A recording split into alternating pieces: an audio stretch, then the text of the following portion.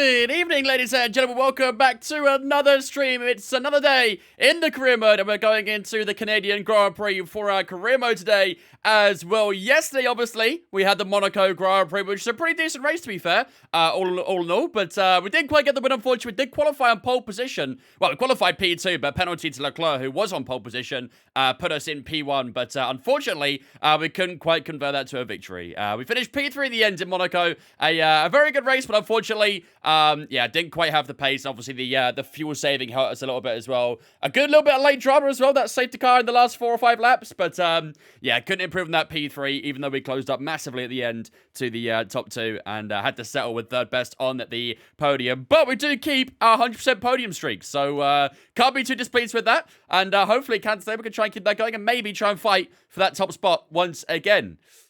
Before we do that, though, breaking news in F1.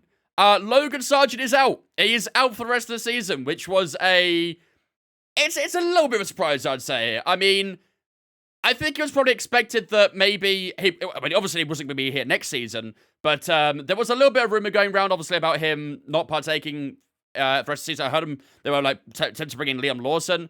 They ended up going for Colapinto, which is very interesting. I know nothing about him, I'll be honest. I don't know anything about him, but yeah, it's a very, very interesting decision for Williams. Obviously, it's fair to say that Sargent hasn't been great. He's had a lot of incidents. He's costed him a lot of money with the amount of incidents he's having as well. So it probably is more of a financial decision for Williams. But yeah, I don't know much about Colapinto. I have no idea how we'll actually really fare because I know nothing about him. I'll be honest. I don't watch a lot of F2 or F3. So is the first driver look strong this season? Yeah, I've seen some people say that he has been doing quite well. So yeah, it's a big jump, obviously, going to F1. We'll see how he fares against it. Obviously, we'll partner up with Albon for the rest of the season. Next season, Sainz will come in. So, yeah, we'll see. Has this just happened? Is this real? Yes, this is real. This is from the official Williams social media. They announced it at 5 o'clock 10 minutes ago. Let's go and chat to welcome in here as well. Root, Salton, Banana, Squidgy, Liliana, Sissy, welcome in as well, guys. K, Great, Ollie, welcome in as well. Oh, so we got in here. Noob, welcome in as well, buddy. Pablo, welcome in. Jam, welcome in. X, welcome in as well. Salton, welcome in. Jerome, welcome in. Aura, welcome in. Scarlet, welcome in as well. Hope we're doing good. Having a lovely day. Every F2 comment is about Colapinto and Argentine flags. It's crazy support he gets. To be fair, I do notice that South America is typically very much like that. They're very passionate about their fans and their drivers and stuff. It's the same, for example, like with Turkey with football. The fans go crazy for their club. It's very similar here. Again, it's similar with Mexico and Paris as well. They're very passionate about their drivers being, the top level of the sport. If Colapinto goes on to be a good driver, I'm glad to have this real autograph on driver's card. Dear Vanyaka, nice. Yeah, I mean, unfortunately, he won't be in Williams for next season. Obviously, they've already got Sainz and Albon signed for next year, but it's a good chance for him to impress and maybe get a seat elsewhere if there's anything open. Yeah, he's got the second half of the season to basically kind of, show what he's worth, really, isn't he? Every F2 comments about Luke Cowick. Realm coming in with the raid as well. Thanks so much, Realm, for the raid there, dude. Hope you guys, your man. Welcome from Realm Stream. Hope you're having a good one. Lewis Bombs, thanks for follow as well, guys. Appreciate it. Hope you guys stream, buddy. Thank you much for the raids. If it does well, I might replace Zhou. Zhou's not impressing at all. Yeah, again, I mean, to be honest, Zhou's another one of those that could have been maybe looked at for a mid-season replacement. I think James Vowles obviously is trying to be very clinical with his drivers, right? He doesn't want to mess around with them anymore. They've been accepting mediocrity for a long time now, so they axed Latifi after a series of mediocrity, and now they're doing it with Sargent. Is it harsh to remove a driver mid-season? Yeah, but honestly, that's the brutality of the sport. And if you want results, you have to make brutal decisions sometimes. So can I blame James Vowles for really making a decision like that? Honestly, no, I can't. Is Colapinto the right choice? I mean, we just got to wait and see, really, haven't we? There was obviously the idea of bringing Liam Lawson in. There was the idea of bringing Mick Schumacher in as well. I heard that was going around as well in the rumor mill. But yeah, they ended up going for. I think Colapinto is a part of their academy, right? So they've obviously just delved into their affiliates more than anything.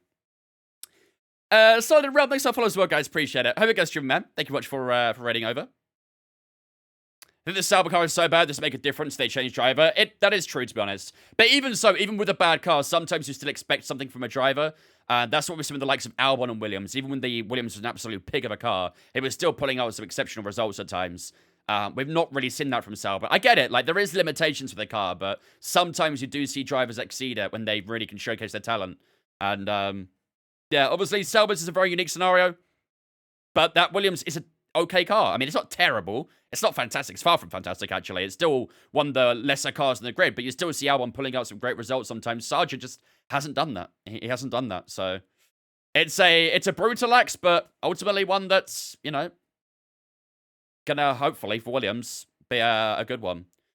And it's this coming, but I wonder how we'll do. It'll be very interesting. Very, very interesting. I mean, Colapinto is obviously a very raw talent, so, you know, I'm not expecting results straight off the bat, but, I mean, to be fair, what are we expecting, truthfully?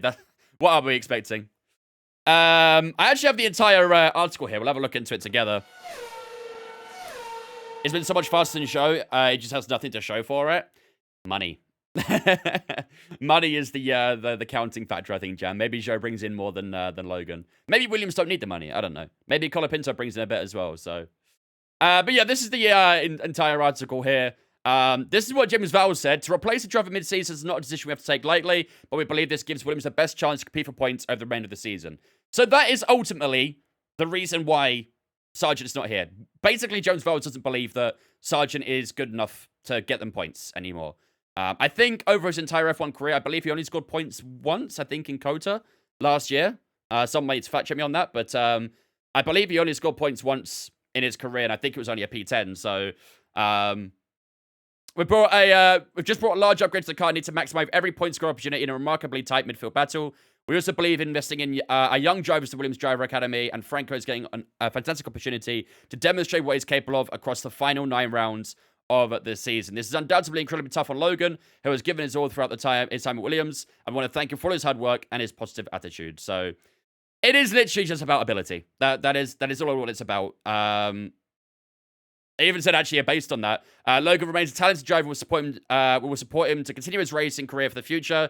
I know that Franco has great speed and a huge potential. We look forward to seeing what he can do in Formula 1.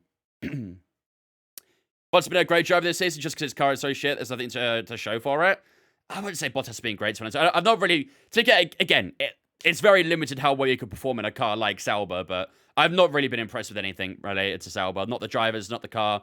Everything about Sauber has just looked very, very poor this season. What is this announcement? Logan Sargent's out for the rest of the season, Eunice. There was a lot of rumor about it. Obviously, Williams were looking at the likes of Liam Lawson and Mick Schumacher, but ended up going down their own academy with Colapinto instead for the rest of the season. You would have put Schumacher? I'm not convinced by Schumacher, personally. He had a couple of seasons in F1. For me, he didn't really do enough to really warrant it. I would have loved to have seen Vowles go for Liam Lawson. I believe that is something they tried, but I don't think they could get an agreement with Red Bull for it. So, yeah. Sauber is treading water to Audi for the ride. Basically, yeah. Basically. Mika Alpine's been good, though. What, for the WEC team, Sanskar? Or you mean they're elsewhere? Do you reckon any of the current drivers without a seat for next season will get a seat next season? Well, I hope Liam Lawson does. He's one that I really, really hope gets a chance next season. I think he's one of those that, you know, when he came into F1 for that short stint when Ricciardo was injured, you know, did really, really well. Scored points on his second race, I think it was. Third race, maybe, in Singapore. And, yeah, he looked really, really good. And that's a tough track to score points at, too. So, I'd like to have seen Liam Lawson get another chance, but maybe we've got to wait a lot longer. I don't know. I think Mick could have done more than not crash, but Colapinto will probably be hoping to do that. I feel like Colapinto's going to play it relatively safe. I mean, I'm sure that's probably all that's being really asked for him. I know, obviously, they've said they brought a massive upgrade going to Monza this weekend. We know how that Williams is in a straight line, too. So, I do think Williams could be strong this weekend. I think throwing Colapinto straight into a track where Williams should be strong at, it's probably going to be expecting a lot from the driver. So, yeah. What if Lawson's another De Vries? You never know until it happens, Sid. You never know till it happens. Now I have to learn what a kilometer is? Yep. I guess we'll never truly know, huh? I guess we'll never truly know. That's me starting Twitch for at least a couple hours. Just love this guy. Fun to watch. Appreciate it, Wes. Thank you, dude. Which place did you land at Monaco yesterday? We finished P3 yesterday. It was P1 after the penalty to Leclerc, but yeah, couldn't quite get the win. I think Lawson should go elsewhere because even though he's proven himself at Red Bull, he still can't get a seat. Well, that's what I'm saying. If he doesn't get a seat, I mean, I don't expect him to get a seat at Red Bull. I think him getting a seat at Red Bull is probably asking a little bit too much right now, I think. I think it would be a big, big step. And I don't think he's shown enough to warrant a seat at Red Bull. However, I think he should get a Racing Bull seat next year. The ideal scenario for me would be Verstappen and Tsunoda at Red Bull, and Lawson and... I don't really care. To be honest, I don't really care who goes alongside him. I just want to see Lawson at Racing Bull next year. That's what I want to see. P3, Julius. P3. A strong track for Williams as a debut is also nice for confidence like Behrman this year, if there isn't high expectation from the start. Exactly, yeah. Exactly. And again, this is kind of what we saw from De Vries as well back in 2021? I think? 2021? I can't remember what year it was. But yeah, that one season where De Vries came in for one race in Monza and did really well. But obviously that was a track that the car was well suited to. So maybe something happened similar to Colapinto. We just got to wait and see. That's all we can really do. Is it true that Franco Colapinto will race? Yep. For the rest of the season. Isn't it going to be his home GP as well? Colapinto, apparently, I think he's Argentinian, isn't he? So, no. I'm pretty sure he's Argentinian. He might have a little bit of Italian genes or something. I'm not too sure. I don't know his origins. He's Argentinian? Yeah, I thought so. It might have some Italian heritage, though. So glad he gets a shot, though. Always liked him. I'll be honest, I'm not going to sit here and say that I know a lot about him. I know very little. I don't watch a huge amount of F2 and F3, so I'll be honest, I've not really seen how he's done. But I've heard good things. I've heard good things, so hopefully for him, you know, it'd be nice to see an emerging talent shine again in F1. So hopefully he does well. Be nice to see. Very, very nice to see. It's Kimmy's home race. It is, to be fair, isn't it? It is. And he's getting an FP1 run as well. Patson, thanks for that follow as well. Appreciate you. Welcome in. I like Colapinto. I don't necessarily like some of his Argentinian fan base so much. I followed F2 and F3 for a few years. Yeah, that is somewhere I've been a bit lackluster. I don't really watch a lot of F2 and F3. I do want it, to be fair. But I'll be honest, I don't keep enough track of it to know when it's happening. I never even know what tracks they usually race at, so... But usually every time I do watch an F2 or F3 race, it's always great racing. It's very, very rare you get a bad race in F2 because the cars are so damn equal. It really does showcase driver talent, you know, really well. On a scale of 1 to 10, rate Albert Park. 6.5. If I had to give it one of the an all-round number, I'd probably say 7, just about. But yeah, I'll go in the middle between 6 and 7. What up, Fo? Yeah, apparently I saw that in an interview. Apparently, Toto's already let it slip that Kimmy will be racing next season. So, nice one, Toto. Nice one, mate. All right.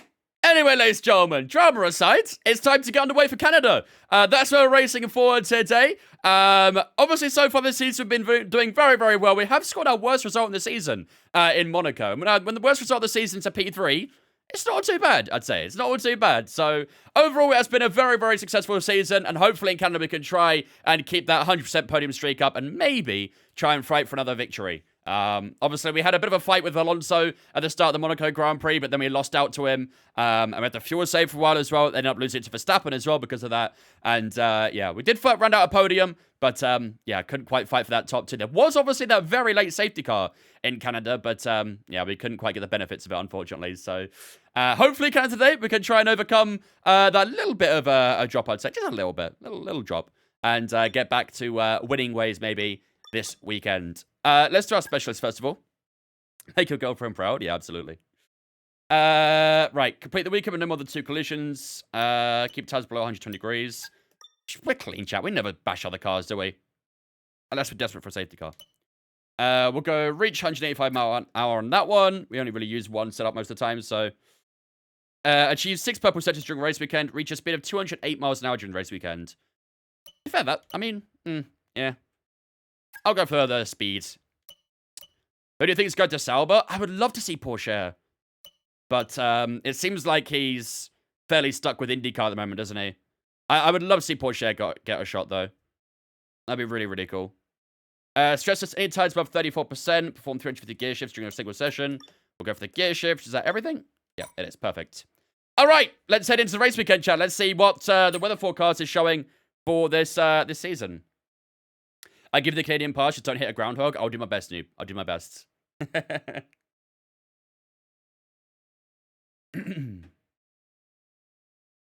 So many young drivers that deserve a shot. Absolutely. Absolutely. Is he the Argentinian guy? Who, Porsche? No, he's, Porsche's French. Colapinto is the Argentinian that's going in for the rest of the season. Another full dry weekend, chat. We're getting another full dry weekend. No rain in qualifying, no rain in the rest. I feel like we've not had a lot of rain lately in the qualifying or the race. I feel like we're going to get a massive batch of it soon. And around a really difficult track. I reckon when we go to Hungary, it's going to rain the entire time. Something like that. Or maybe Spain, I don't know. But yeah, it's going to be a full dry weekend. And look at that, chat. On the R&D, we are now the best team again. It's been a while since I've seen that, but going into the first couple of races, I think we were the best team, joint best team. But now we actually have a little bit of a gap after a few upgrades have come through in the last couple of races, and we are now better than Ferrari. A big gap between us and some of the other teams there as well. So far, so good. Hopefully we can keep that up and keep the car being the best so we can try and fight for more overall victories. I believe this might be the first race where we actually take a new engine as well. I say a new one, a fresh engine, I mean. We don't need to add to the pool just yet, but both of these engines are 49% so far. So, do you know what? Actually, for practice, I'm going to stick with that one. When we go into quali, though, we're going to put a new engine in. Let's switch that one to number 2. That one's number 2 as well. Same with the energy store. Turbocharger as well. Oh, that can stay number 1, actually. That's fine. Gearbox can go and stay number 1 as well. Cool, that's fine. When we go into qualifying, though, we'll switch up the IC to number 3 and use a fresh one. First time we're doing that this season, so... What up, Timid? Right. Without further ado, ladies and gentlemen, let's get into the race weekend. Looks like we're going to get a bit of cloud cover at the start of quali, but I don't think we're going to get any rain, so that's fine. All right, let's head into FP1. Get ourselves going. I know I probably won't have probably will have to wait until early October for the FP update, but I'm looking forward to it so much. Honestly, same. I'm looking forward to maybe doing a driver career with an F2 driver at some point. That should be good fun. I didn't really want to do it with any of the previous drivers as such. I wanted the upgraded grid for it, really, so... Hopefully this career might be done in time for that. We'll see. Where are we? We are in Canada. You're going to get rain in Singapore? Probably, yeah. Probably. Going to rain the entire time, isn't it? I always feel sorry for everyone streamers who, when big news drops, have to talk about the same thing 1,000 times. That's the life of us. At least it's fun to talk about. But, yeah, I mean... That's just the life of being a content creator, I guess. When big news drops, everyone talks about it, so you have to repeat yourself a few times for those who haven't heard your thoughts on it, so... Canada's your favorite circuit? I don't mind Canada. I think it's a decent track. I wouldn't say it's my favorite. Don't tell my girlfriend that, please, though. She's Canadian, so you'll probably take that quite personally. But, no, it's a good track. I like Canada. Right, let's start off with tyre management, then. We'll use the hard tyre for that. We'll use the mediums for race strat, and we've got plenty of softs we can use for quali pace later as well. On track, so take it easy for the first couple of laps. Logan's been dropped. Are we shocked? Truthfully, are we shocked, chat, that Logan's been dropped? In my eyes, no. I'm not shocked at all. I think it all happened very quickly. Maybe that's the only surprise to it, really, but it's not a surprise at all for me that Logan has been dropped in general. You know, he's not been good enough. He's been causing a lot of incidents, you know, and honestly, it's cost Williams a lot of money and a lot of development time as well, so they had to really rush on getting a chassis repaired for, when was it? Can't remember when it was. Actually, that might be an Albon, actually. It was Albon in Australia. And there was some worries about it after the crash in Zandvoort as well, but yeah, overall, he has been costing Williams a lot of money, so... It's obviously a decision they're not had to take too lightly. It's a difficult decision to make, but hopefully for Williams it works out. Japan 2020 was the chassis one? Oh, yeah, it might have been, yeah. Yeah, I remember it happened once in Australia with Albon. But then the exact same thing happened with Sargent in Japan. Let's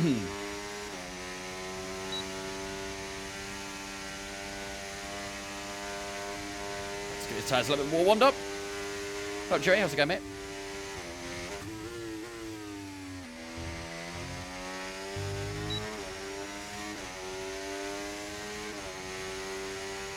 All right, let's get kickstarted with a little bit of practice here in Canada.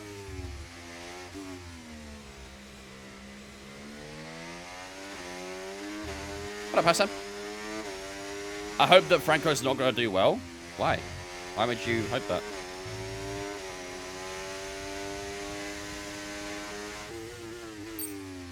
Young driver comes in, he don't want to do well. That's a strange mentality to have. Timmy, thanks for following me. Appreciate it. Rawson needs a seat. I mean, he was a contender for the Williams seat for the rest of the season. I believe Williams did actually end up speaking to Red Bull a little bit about it.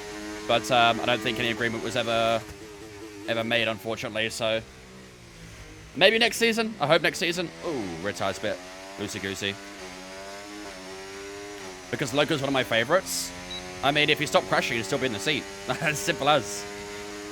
It's caused Williams a lot of problems with development, financially. If he just didn't cause many incidents, he'd still have that seat. Program complete and a job well done. We got some excellent data with that run, so come on back to the garage and I can take you through the numbers.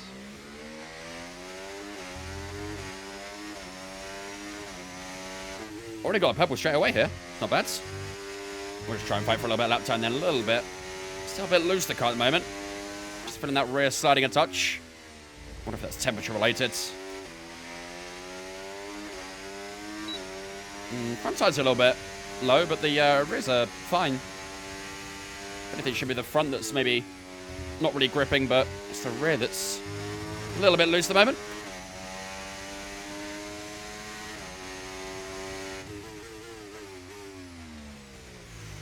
Have I seen the Williams news? Yep.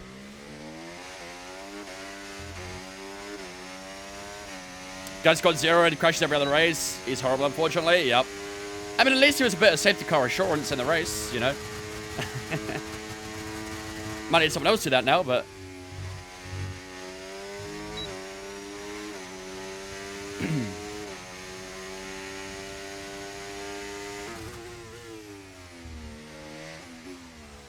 That was set to 3 there. Puts up to P2 as well. The hard tires seem to be doing a pretty good lap times at the moment, actually. It was a 9.8 last time around. These hard tires actually feel pretty solid. What's your position in the championship? P1 right now. We have a 45-point gap to second place, I think, which is Max Verstappen.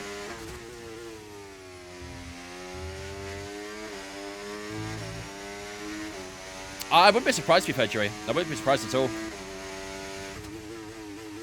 The Destructors Championship, I'm sure he's leading that by a good margin, right?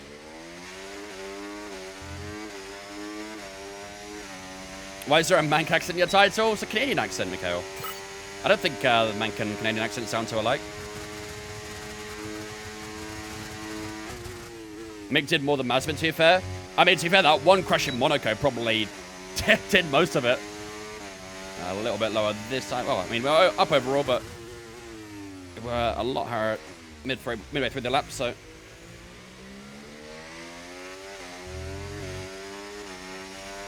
Yeah, and Saudi as well, actually. Yeah, I forgot about that one.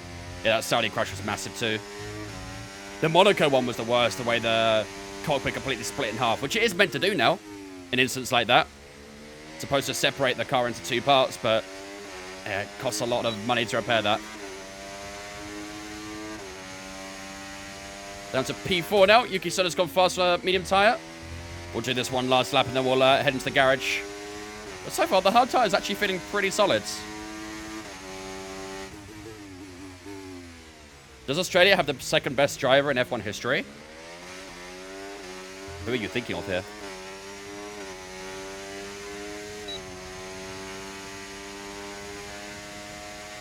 Or are you speaking generally?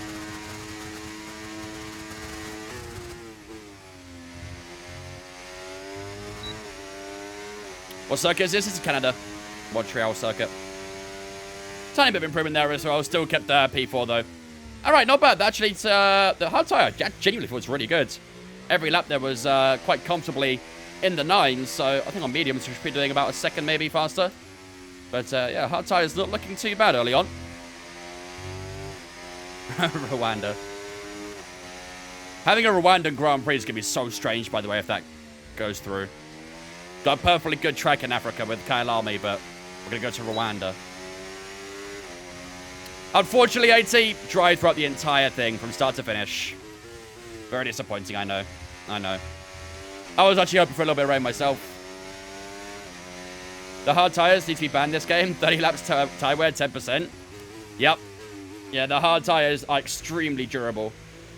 Which is why in the Creator Series they're being banned. Because they are way too durable. That's for next season, though. We'll make it fun, don't worry, AT. We'll make it fun. For real? The hard tire? Yeah. The hard tire's being banned in the Creator Series for next season. Which I honestly, I agree with that. It should open up the strategy a lot more. The hard tire is just a really overpowered tire this year, unfortunately. It holds very good pace and just doesn't wear. We were doing Monaco yesterday. We did about 35 laps. 40 laps maybe on the hard tire. And the tire wear was about 11-12% at the end. It was ridiculous. Absolutely ridiculous.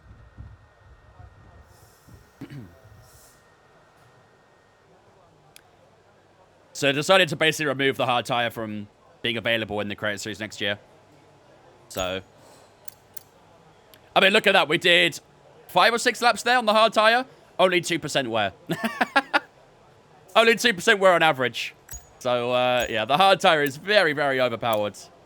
Maybe I'm going to end up banning it from my career mode soon. Just to make it a bit more interesting. Right, let's go on to race strategy. Let's skip a little bit more time. Let's have a look at the the times were as well. Carlos Sainz fastest so far. He's on a soft tire with an 8.7. The medium guys are doing low 9s right now. 9.2 from Leclerc, 9.2 from Verstappen. Ocon's gone down to 9.1 on soft. So the soft tire looking pretty damn quick, but the wear will be pretty bad on those tires around here, I think. So yeah, on a medium tire, we should be about where Ocon is right now, I think. I think we're going to be looking pretty good on that tire. We'll skip a little bit more time, though.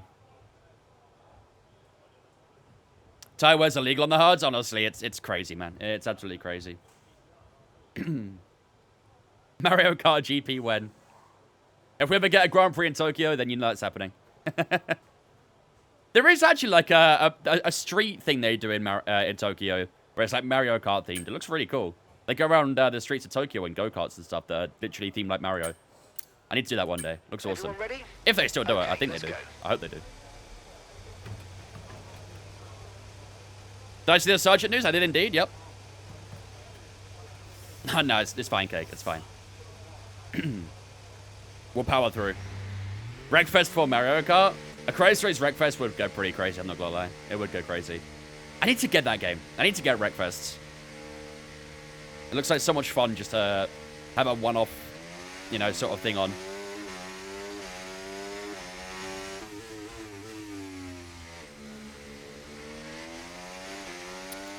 Your boy, thanks for follow on Twitch, mate. Appreciate you, dudes. Welcome in. What team has the most developed car in career modes? In our career mode, we have the best car right now. I believe at the start of the career, I think it is Red Bull. Have we got the Aston Martin as safety car? I'm not too sure. I didn't see it. If it was green, it was the Aston. If it was red, it was the Mercedes. Yeah, no, I've watched people play it before. It does look good fun. It does look good fun. It was green, then yeah, it's the Aston. Let's go, Root. Access successful as well, mate. Appreciate you, dudes. Let's get a little bit more tire warm up in.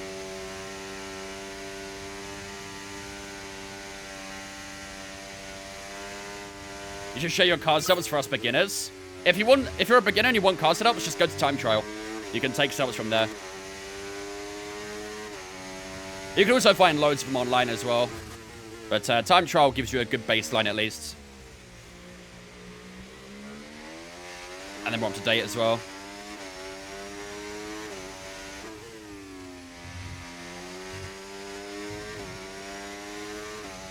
I'm not going to use overtake too much on this. Although I don't think this track is too bad on battery. There's a couple of heavy braking zones, so... A Christmas Wreckfest Vincham series? I'd have no idea how that would work, but we can look into it.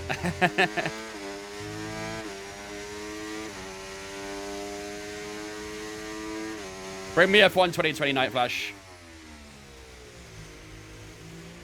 Great game. What up, Rabbit?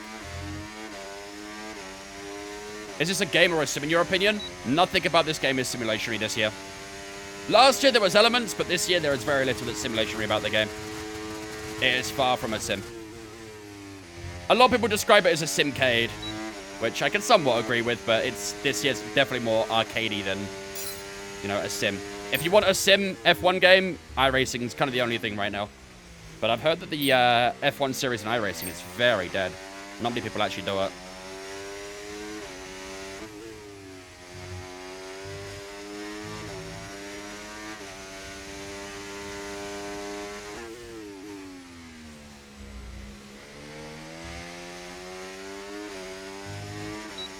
Yeah, these medium tires feel stable now. Much more stable.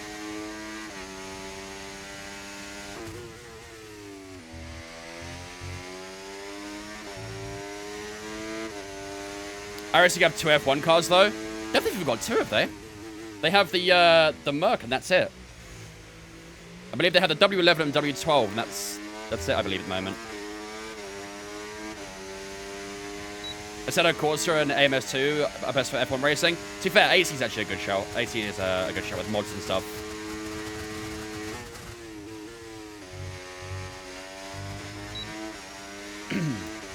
I never played Automobilista, though.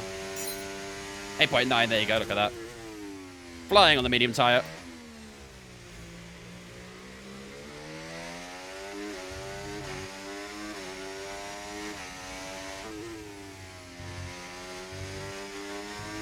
Do they have the W13 night racing? They might do. I don't really follow the Formula 1 series that much in iRacing, so they might do. I know they have the W11, I know they have the W12, but maybe by now they have the W13. I'm not too sure.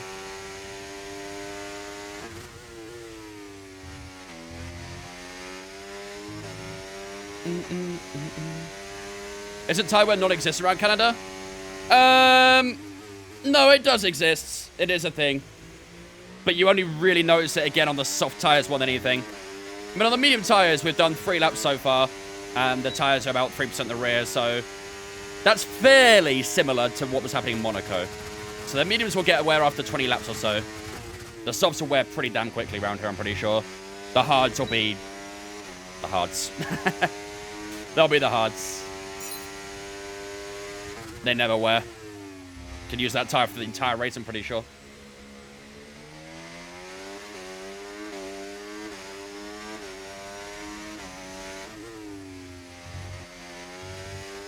The medium tire feels really good, though. I'm not going to lie. Not really having too many problems with this tire. Just gripping in nicely. Not complaining too much. Holding together well through corners. That was really nice. Fox and WX2, thanks for follows, guys. Appreciate you. Welcome in.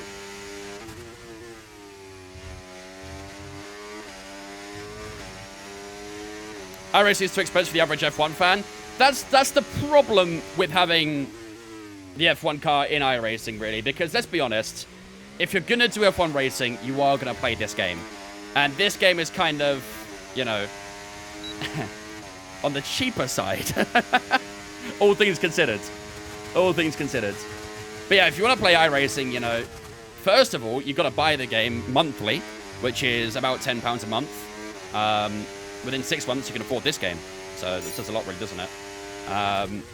But not just that. If you actually want to race against other people in the F1 cars, you have to go through the entire, you know, license, essentially.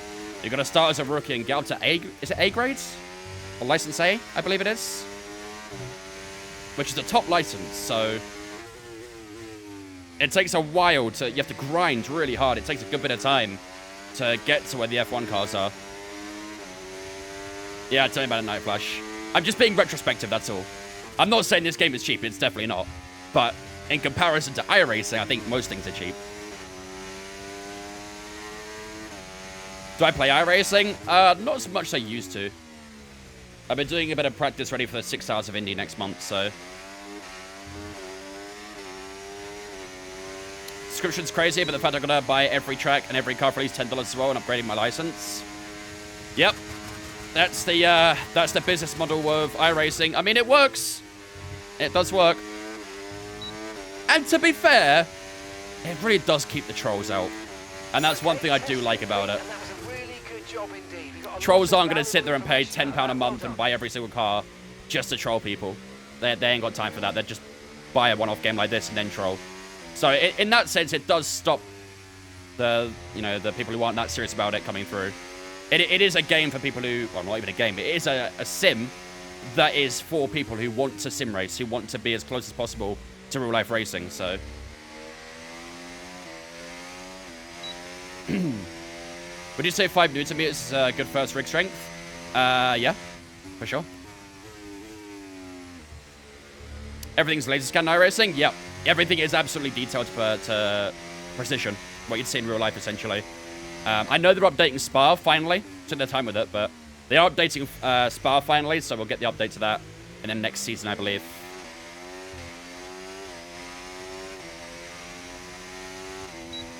Is it cheap to build and maintain that game? No. I mean, the thing is, like, it's not just the fact they laser scan every track.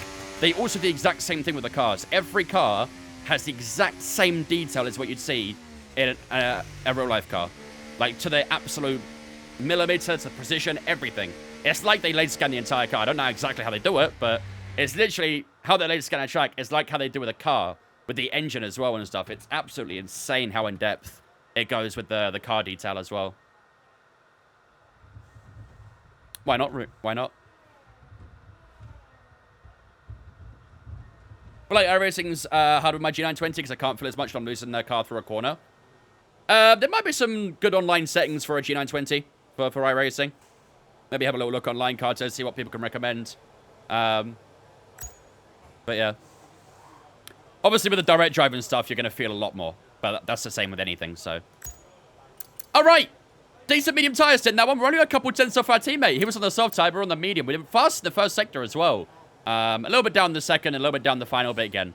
Kind of to be expected, really, while being on the medium tyre. But so far, our medium tyre pace, I'm very happy with. It looks very, very good. The hard tyre, I mean, it was okay, but it just felt a little bit loose on the rear tyres. So I'd imagine the soft tyres feel absolutely insane here. But, yeah, the wear's just going to be terrible on it, so. Okay, let's finish up FP1. Let's get ourselves ready for FP2. We'll do a lot of quality pace in there.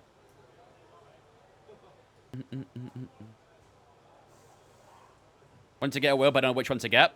My recommendations, Fox, are the Logitech G923 and the Thrustmaster T248. For me, they're the best starter wheels out there. They're budget-friendly. I mean, loosely put. Sim racing in general is pretty expensive, but yeah, they're budget-friendly for a sim racing's sake. And they are just what most people go to for their first wheel, so. All good, Rabbit. All good. I should be going to Canada in October, I think. October, November sort of time. Instead of missing a home GP. I don't think she even knows I'm doing Canada today. It was going to be a nice surprise, but. Goodbye. Thoughts about Williams dropping Logan? I mean, I don't like to say the words in scenarios like this, but it is deserved. It is deserved. It feels harsh saying that to a driver who's been poor, but it is deserved. It was coming, I think. And I think that incident he had in Zandvoort and not making it to qualifying because of it probably was the nail in the coffin, really. I think even if he managed to score a top 10, I still think it would have got, taken away. They just can't really. It just can't hack it. Ultimately, you can't hack it. It's a shame. It's never nice to see a driver like that, who's not been in the sport for that long, get axed halfway through a season. But that's the brutality of the sport. And at the end of the day, if you want success, you have to be brutal with your decisions. And Williams are doing that. So it is what it is. Right. That is the end of FP1 here in Canada. Hamilton on top so far. 7,000 between him and Verstappen, though. So Both of those two looking pretty good so far. Carlos Sainz, despite having the best car, a little bit off from where maybe we need to be. Maybe a couple tenths faster would be good. But hopefully can find that in FP2 and 3.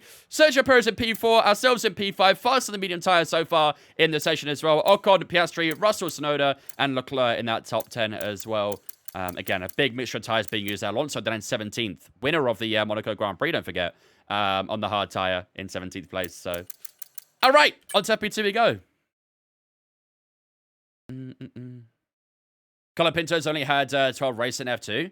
How's he actually doing in F2? Again, I said it earlier. I've not watched a lot of F2 this season, so I'm not familiar with it. How's he actually done this season? Is he performing well? Is he up there? Right, let's go into FP2. 1 win and 3 podiums. Sitting 6th. Sounds pretty decent. Doesn't sound too bad. Sergeant cost more money and crashed than he brought in with sponsors, so I had to go. That is the problem. That is the problem. And it kind of says a lot, really, doesn't it? When a driver who brings in a lot of money is getting axed because he's crashing a lot. It does say a lot.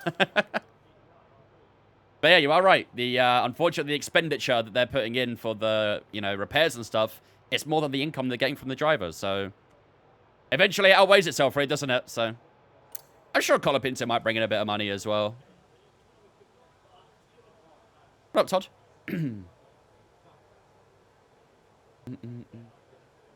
Thoughts on the Red Bull and V-Carb C problem? My ideal situation for Red Bull would be to have Verstappen and Tsunoda for next season. I would like to see those two go against each other. And then at V-Carb, I'd like to see Lawson and... Honestly, I'm not too sure. Because Ricciardo's not impressed me that much. He's had a good race here and there. But overall, still not really done enough to, inspire me yet. Let's go on the quali pace now. Okay, track's green. So yeah, I'm not too sure I'd have alongside him. A few laps to get the tyres up to temp and get yourself in the zone. Porsche? Nah, Porsche wouldn't go to Racing Bull. I don't think.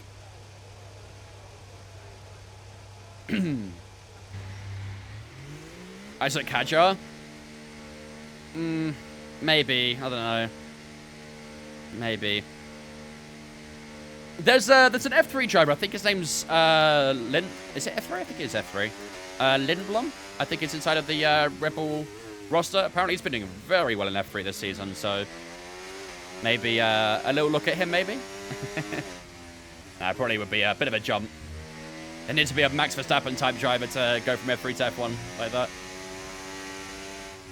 Yeah, Lindblom. What? Is it Lindblad? Arvid Lindblad, yeah. Yeah, I've heard he's doing very well in F3, so... What up, Kamo? What have I missed? Nothing too much yet. We're just starting off FP2, so our final practice session.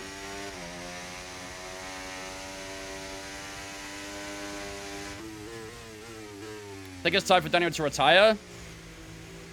I mean, again, like I say, he's also been a bit hit and miss at times. He's had a couple of good results, but... overall, still not really done enough to impress, in my opinion. I think he's a good driver, but I don't know, doesn't really seem to have it right now. I feel like Red Bull will want to keep him though.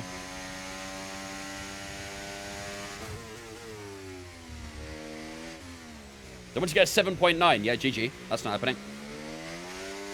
Needs to be in third gear out of there.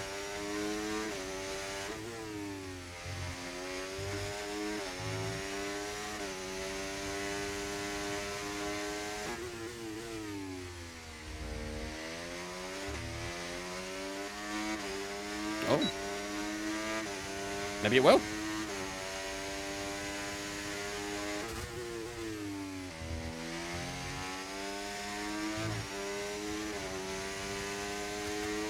Give me tight.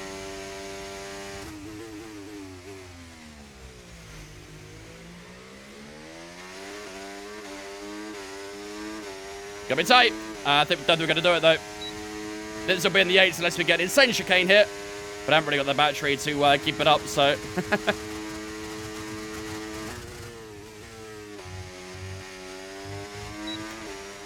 yeah, a little bit loose through the chicane.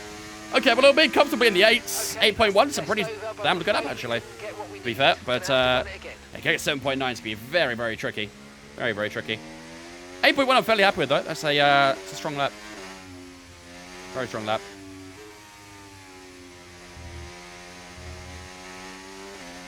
Is there any esports scene for this game? Yeah, there is.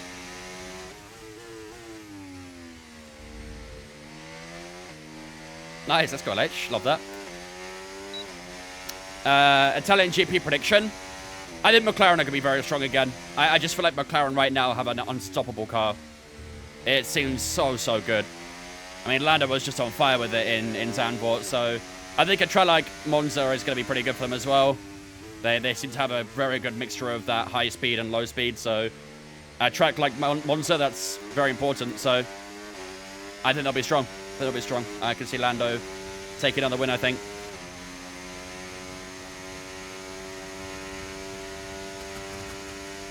Yeah, there has been, yeah, I remember that happening back in, I think it was a few months ago, actually, wasn't it? Cake. I remember something about it. Driving along the road home, go in a corner and boom, there's a car on the side in its ditch. Oh, yikes. Not ideal.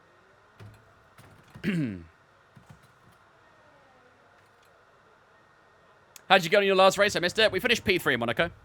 Finished P3. It was a good race. It was a very decent race. Had to work very hard for it. Fernando Alonso people took the win as well, so. His move to McLaren was where things went downhill. For Ricciardo, yeah, I agree, to be honest with you. No, I think he was actually good in Renault. I actually think Ricciardo was pretty solid in Renault. I still think he probably should have stayed at Red Bull. He was never going to be the first driver there. When you've got a talent like Max Verstappen coming through, it's very hard to prove yourself over him. And I don't think Ricciardo wanted to accept that, essentially. So for him, he thought it was the right move. And to be fair, he did well at Renault. He did do well at Renault. The problem Renault had was their reliability.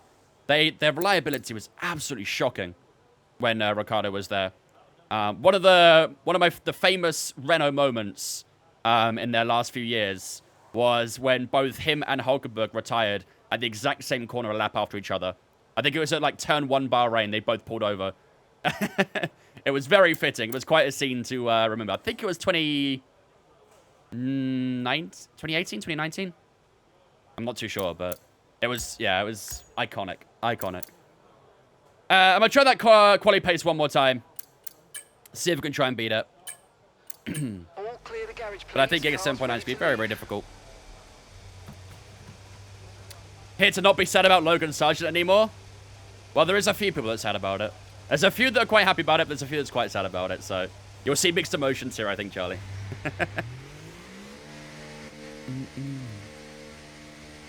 Canada GP? This one? Yep, this is Canada. This is Canada. Do I have an Instagram? I do indeed, yep. I do indeed. Do you think Red Bull should have taken Sainz? I'm surprised they didn't look more into it, yeah.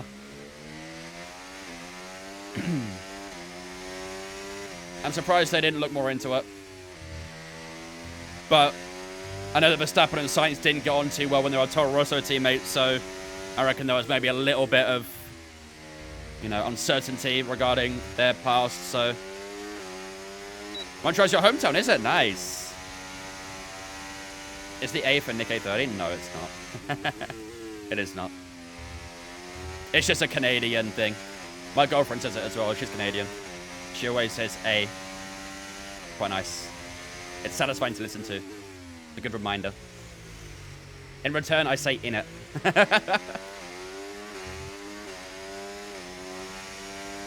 Why couldn't Sainz go to Merck? Because they wanted Antonelli. Toto was very adamant on going down their academy route a little bit more. And they were very desperate to bring Antonelli in. Charlie, thanks for following, mate. Appreciate it, dudes. Right, so I couldn't be a 7.9, so they give me an even more difficult target of a 7.8. Right, got you. Thanks, guys.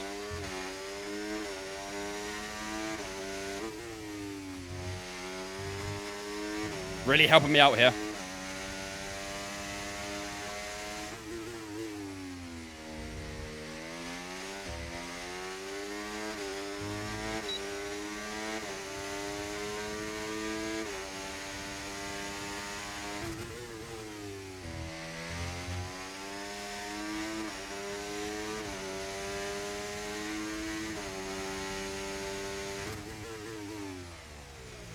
Ah, that's a little bit too deep.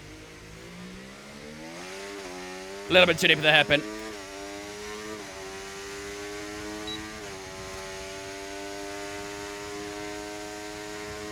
Why are practice programs so difficult when you get to later seasons? I feel like the program expects too much of the car. Yeah, we're well off the pace again. Yeah. I think it's a faster lap, actually. Well, Yeah, it is, 8.1. We're about a tenth faster. But, yeah, still nowhere near the program. Oh, boy. We're a tenth faster, but it still wasn't enough. Not too sure what our gap is to Leclerc, actually. All right, we're going to go do our own quali pace. We're not going to bother with the program. We'll just sim it in FP3. We'll go with our own quali pace from here on out. What up, Nate? Does this mean F1 can actually give out a Rookie of the Year awards? Yeah. Yeah, they can. I mean, does it count as a rookie? Because technically, it's not really... I mean, I don't know. Would it?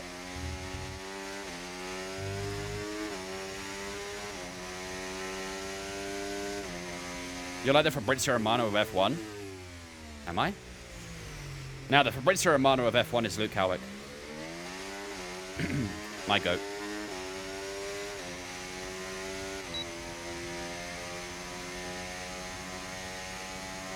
I also robbed a Rookie of the Year. Would it actually count? Because it's technically not a full season for him, is it? So, I don't think it actually... Get it? I don't know. Because I'm pretty sure with a rookie season, they have to do a full season, no? I don't know. Maybe I'm wrong. Maybe I'm completely wrong. At least next season we'll get a Rookie of the Season, you know, with Behrman or something.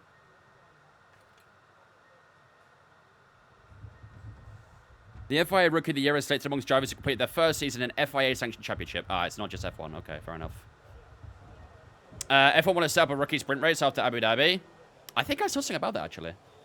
I did see something about that. That'd be really interesting, actually.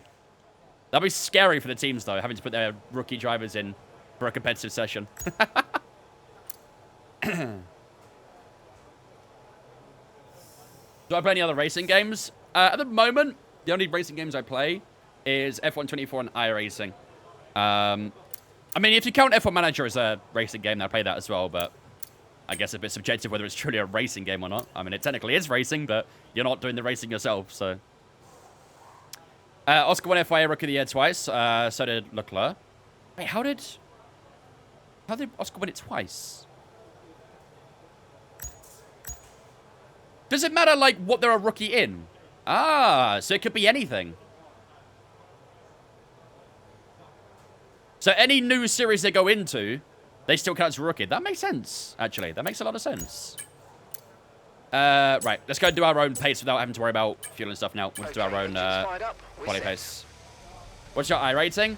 3.2k, I believe.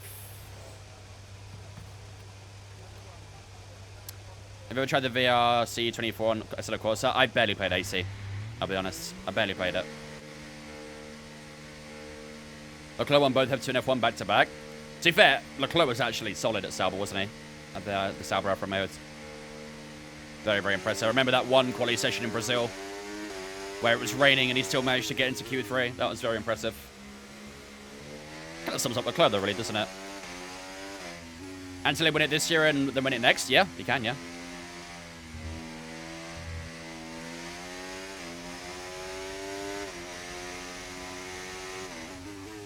$36 in Chicago? Ooh, yuck.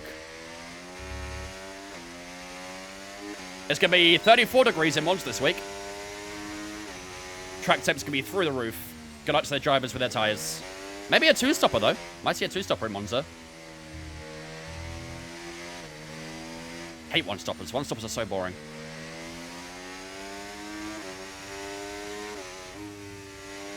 I hope Paul Aaron gets it. Is it Paul Aaron's first season in F2? GG for Merc of the track assault? Yeah. Yeah, that's game over already. Before the weekend's even begun. I saw GP's going to Monza. Yeah, he's going with Aston Martin. I'm not signed with Aston Martin, so no, I won't be there. I would love to be, but yeah, unfortunately not. Not at the moment. What's my real name? My first name's Mike. I know. A lot of people think my real name's Vince. And to be fair, I mean, technically it is. It's my last name. My last name's Vince, but no, my first name's Mike. Most people just call me Vince, though. Oh, I touched the one on the right-hand side.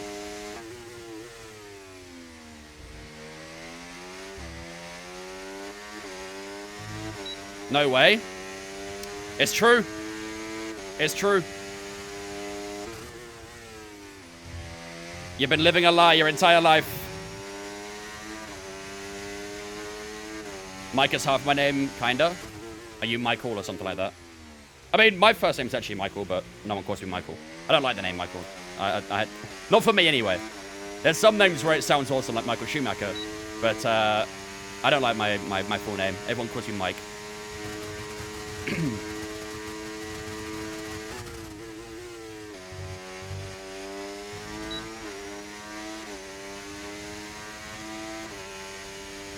Hey, 8.4, that's terrible, that.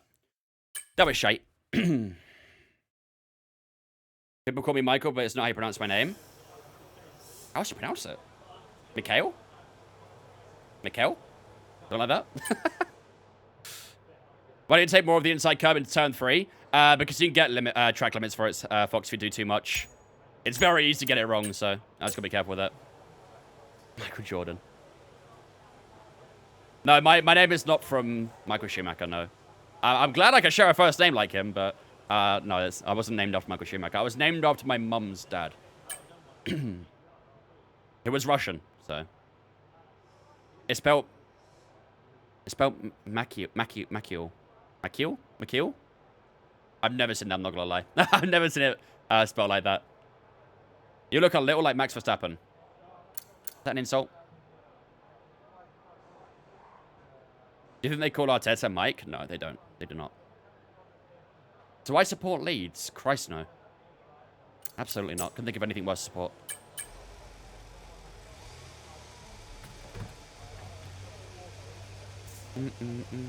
It's really Huckleheim. I figured out your name and I followed your Instagram and I didn't know how to react. Yep. A lot of people are like that. A lot of people are like that. I mean, it's not like I'm wrong in my username. I am named Vince, just my actual name's, my first name's not Vince, so that's where people get confused. They think my first name's Vince. Like Vince McMahon or something.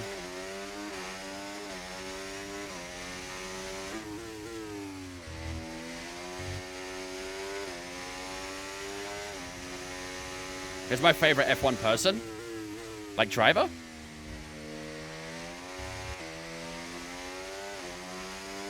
Indeed, Banana, yeah. That guy, Mike. Just doesn't have a ring to it, does it? That guy, Mike, just doesn't sound that cool. That guy, Vince, just... I don't know. It's got a little bit of a ring to it, you know? That guy, Mike, just sounds very abrupt. Vince is better? Exactly, I agree. I agree. Top 10 favorite F1 tracks? Top 10? Jesus Christ. I can maybe do top 5, but top 10, I don't know. I don't think I can do a top 10. That's a lot.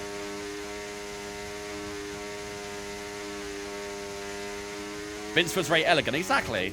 It's like easy on the tongue, you know?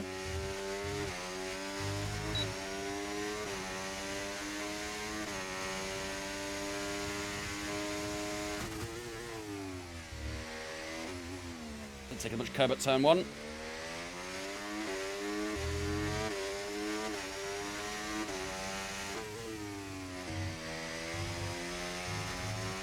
Oh, touched that wall again, man.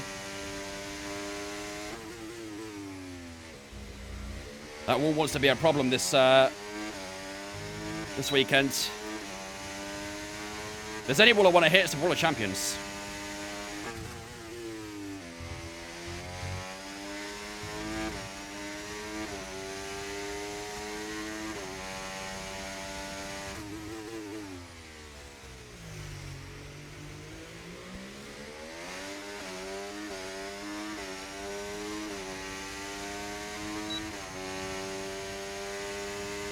Looking good in the Delta, though. Maybe this will be in the 7s. Let's see.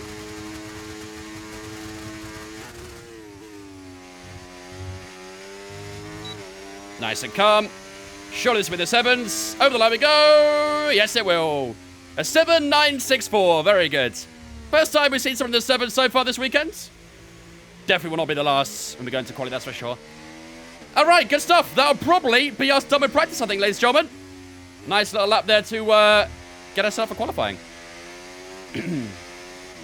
Get that wall a smooch. Yep. That's the life of Canada. You've always got to give that wall a little love heart, you know? A little kiss. Belgium's the best F1 track, in my opinion. I agree. I agree. Mike ends with K, which sounds like a hard consonant. Vince ends in an S sound due to the C, so it's not a softer sound. I cannot believe we're analyzing this.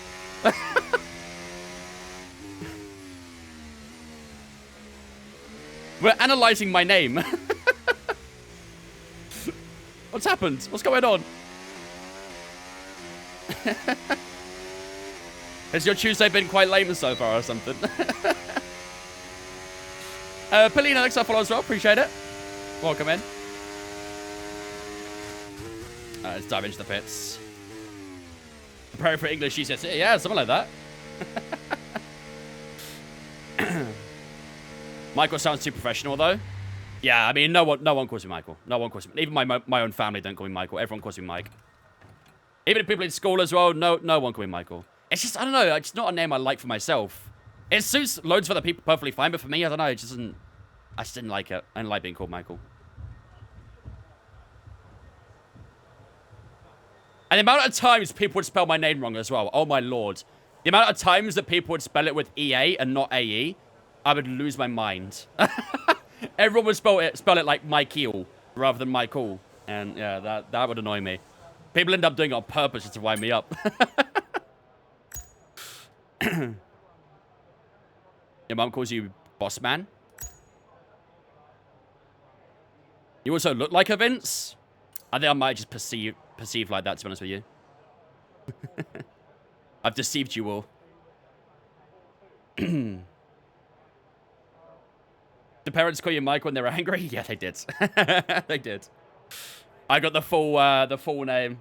Got the middle name involved in that as well when they were mad. Favorite track for me, Spa-Francorchamps. Spa-Francorchamps. All right, ladies and gentlemen, that will wrap us up for FP2 then. Look at the time there as well. 7.9 for ourselves. Next fastest is an 8.8 to Charles Leclerc. So, all looking good so far. Still half an hour to go in the session. There's actually a little bit of rain forecast in 45 minutes, but I don't think it'll arrive in time. So, let's get through the rest of the session and prepare ourselves for qualifying. See if anyone else improves their lap times. It's in both Ferraris going a little bit quicker there as well. See what happens for us to the FP2. You know it's better when the middle name comes out? Oh, yeah. Oh, yeah. Might as well just grab it myself there and then.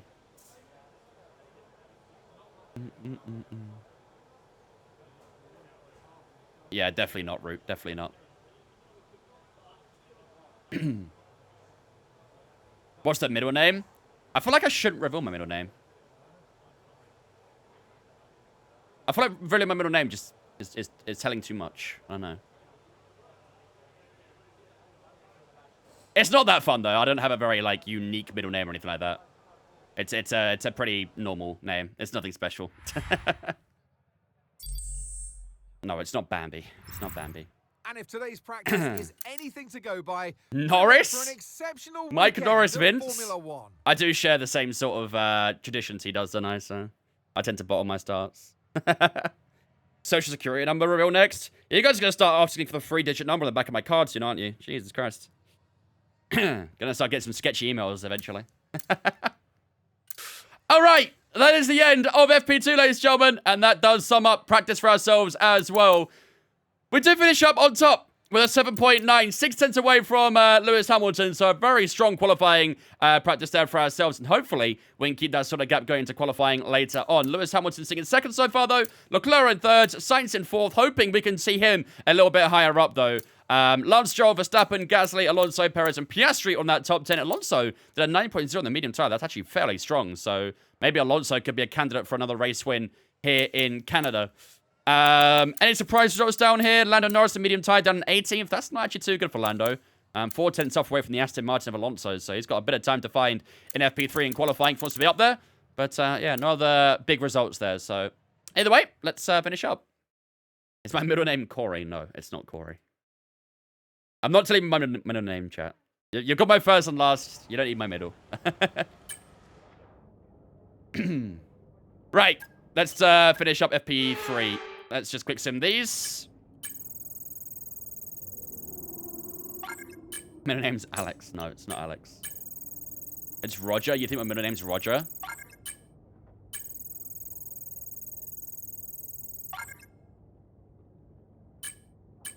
His middle name is Mike Vince. Mike Vince Vince. Oh, that's an aneurysm to say, isn't it? Right. That should be all. Right, so 5 out of 5 on everything then. So race strategy 5 out of 5, time measure 5 out of 5, and quality pace 5 out of 5 as well. Good stuff. All right, let's finish up. That should be us done and dusted. No, you don't need my middle name, chat. We're moving off this conversation. We're moving on. Right. Let's have a look. Resource points, our experience got up to 77 now, which is good. Anything else there? I think only the experience goes up in practice, doesn't it? So, all right, let's finish up with that.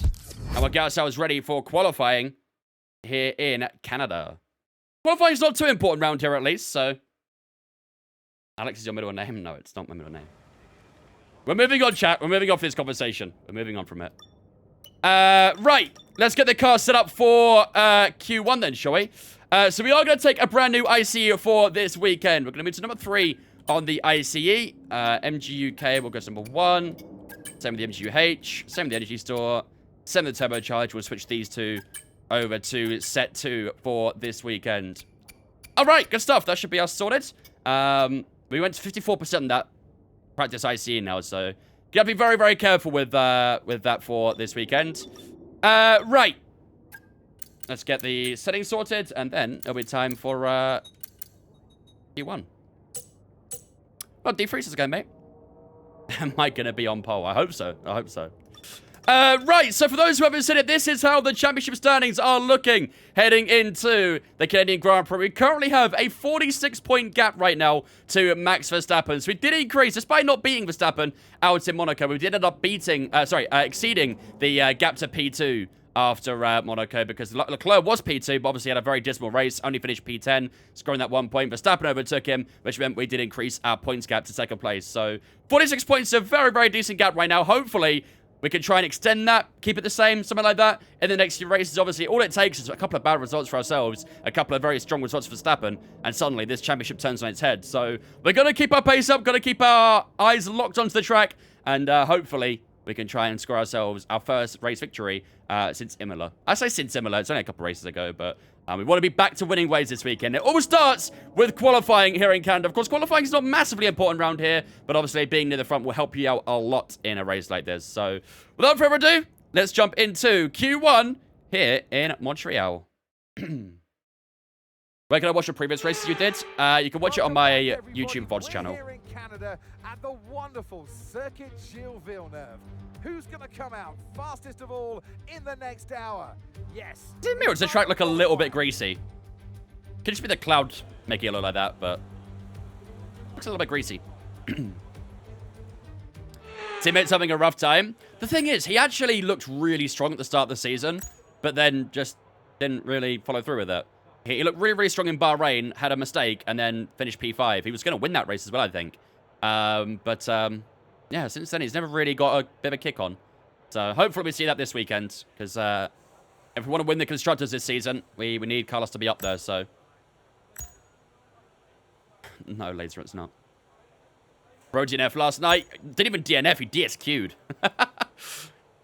He got disqualified. Right, let's get the first couple minutes of session. Against 15 minutes, that's good. So, speaking of Carlos, he has gone fastest so far on the opening lap in Q1. He's only 300s, or nearly 400s faster than Charles Leclerc in second place. Alonso, Stroll, Sonoda, Piastri, Hulkenberg, Sargent, and Zhou all doing laps so far. Verstappen's on his lap, but had a bit of a poor first sector, so. Right, let's go and do our lap, shall we? Car should be good and set up. Let's go and do our first lap, and hopefully, our only lap of Q1. Okay, guys, everyone be aware, the car's ready to go. Career mode again? Yep.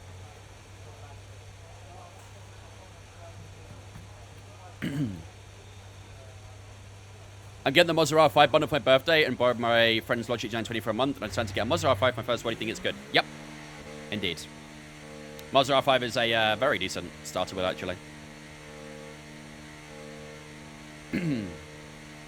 What more base do you have? I have the R9. Right, we've got a few cars coming through here. Let's just let these guys go.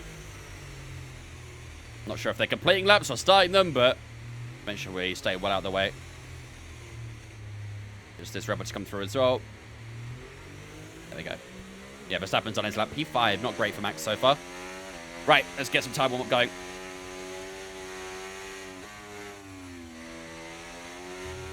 Hello, Ross.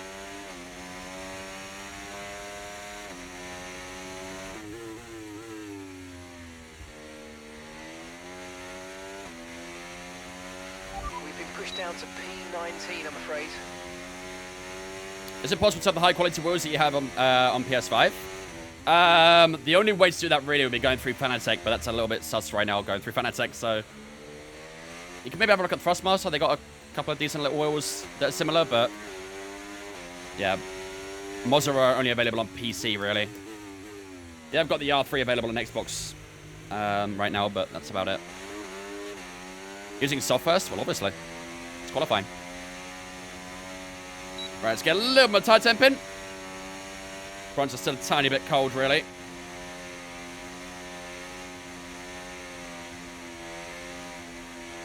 Okay, that'll do. Right, here we go. First lap of Q1. Let's see what we can set down here for this first lap of the day.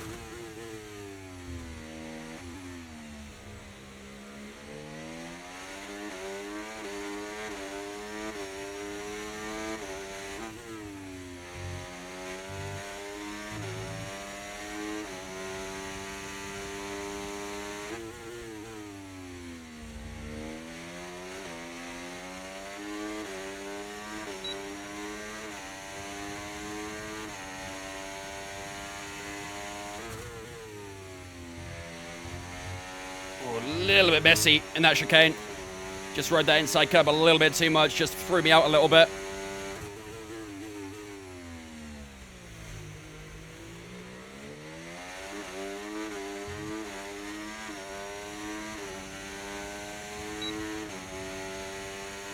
So we can try and get a good final set here to make up for that.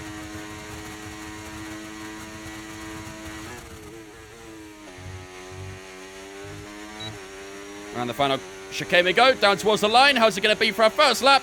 It's an 8.3. So yeah, a little bit of a mistake in that one little section. And it's not quite enough to be the Ferrari so far. I think Carlos Sainz is still on top as it stands. But I think that should be enough for Q1, right?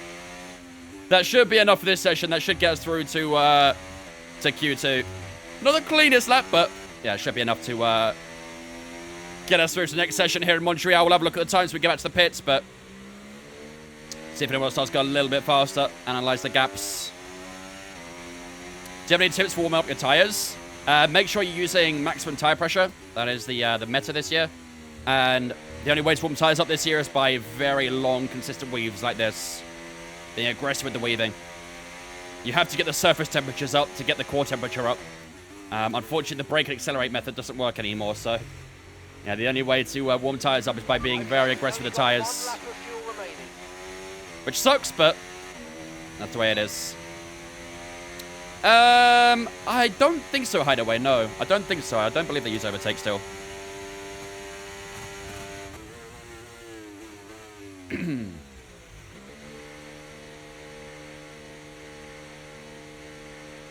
What percent AI? 110. What's your favorite sounding car in F124? The Red Bull. The Red Bull engine definitely sounds the best. What's the best Formula style wheel to start with, in your opinion? Maybe the SF1000 from Thrustmaster. I'm not too sure on the pricing for a lot of the F1 type stuff, but I think the SF1000's probably a decent price. You can get the Moza KS. I believe that's a good price as well. That's like the Williams wheel from last year. Very cool. Degio, thanks for following us all, mate. Appreciate you, dudes. Welcome in. To be fair, I mean, we're only a 10th and a half off from Carlos Sainz, so it wasn't all that bad. Again, bit of a mistake in that middle sector. The final sector a little bit off as well. We can maybe find some more time there, but that sector 1's very good. With the only driver in the 18 so far in sector 1. So yeah, just a little bit more time to find that middle sector, a little bit of time to find that final, and yeah, we'll definitely be up there. Again, like I say, it wasn't the cleanest lap, but I I'm sure in Q2 and Q3 we could definitely find some time. What's our gap to P16 right now? So Oscar Piastri in P16 with an 8.7. To be fair, it's actually pretty tight, the gaps, isn't it? He's done an 8.7. We've done an 8.3. So we have got about 4 tenths, just under 4 tenths to Piastri.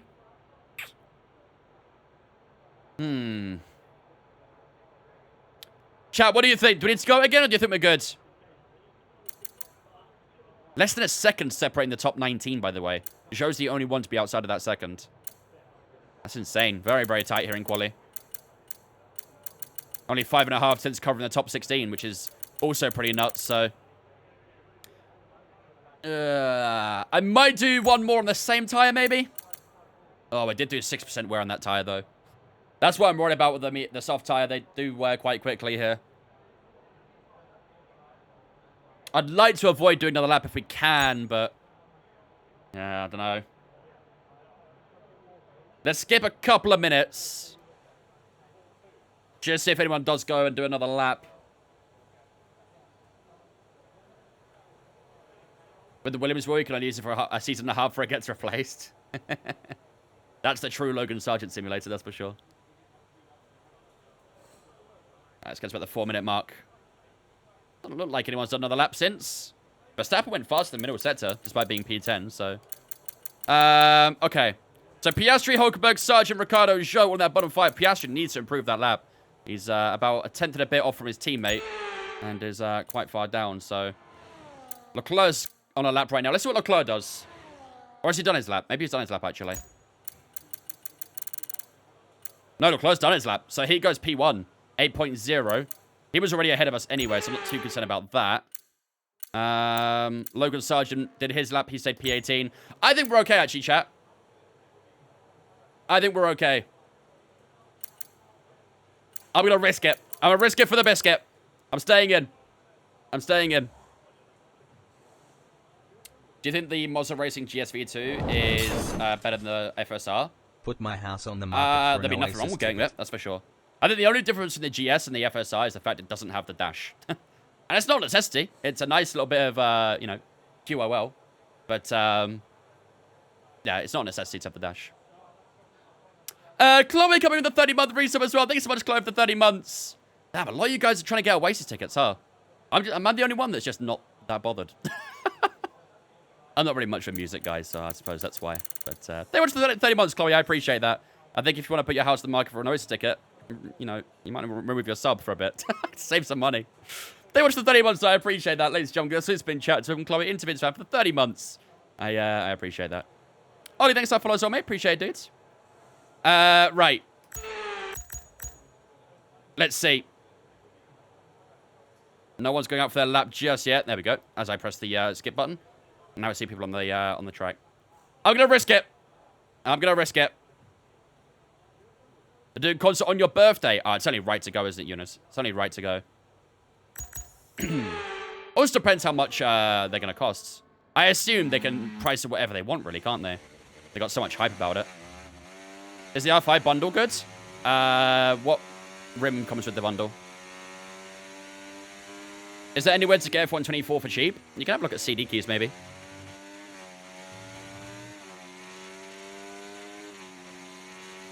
Alex Albon P30 at the moment. Let's go have a look at someone who's a little higher up. Let's go with Verstappen, actually. Oh, these guys are all messing themselves up. This is still a problem with qualifying.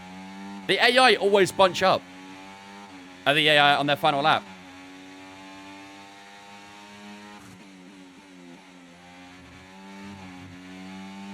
Yeah, let's stop being weird about it, Rabbit, though.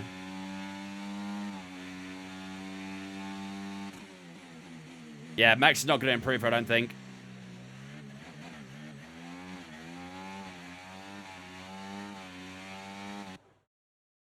We'll see if he did improve, but I don't think he did.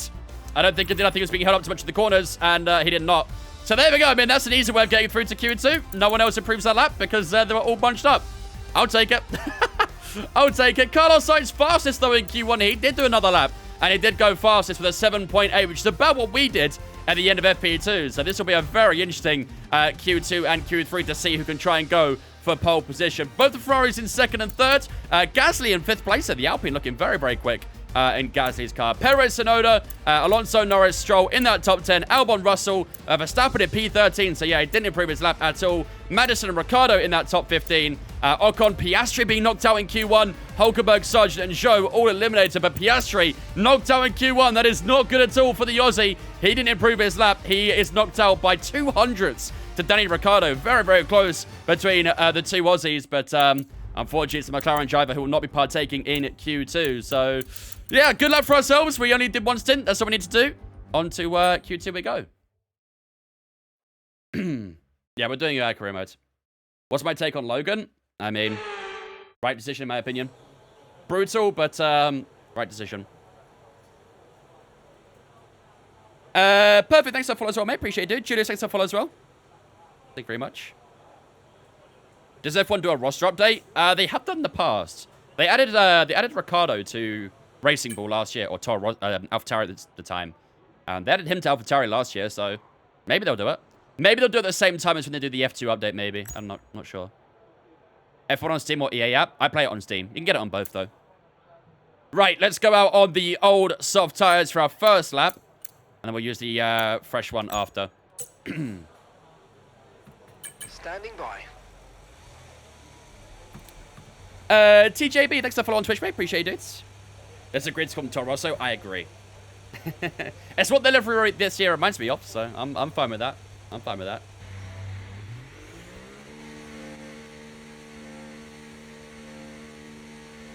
How come he's got so many laps on Q1 and Q2 and Q3? What do you mean?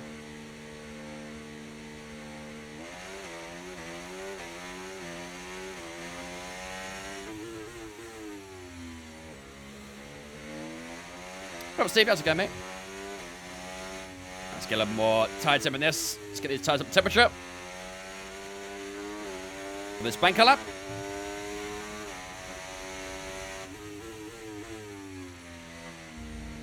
Ooh, bit of slides. Is there a prediction up? We don't usually do a prediction for quality. Sometimes we do. We'll always do a prediction for the race, though.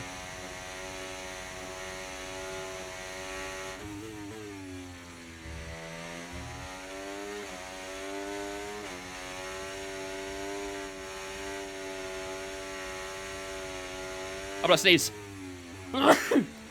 Allergy season. I think I'm allergic to Canada. Don't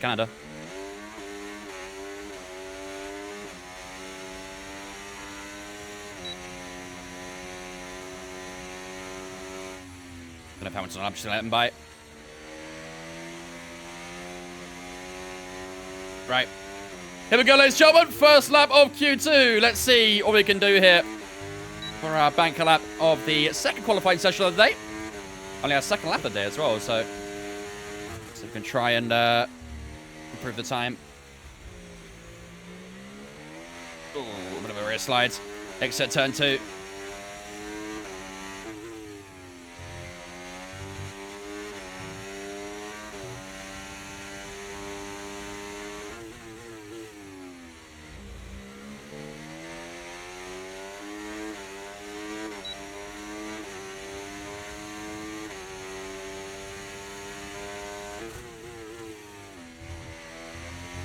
.3 from Yuki.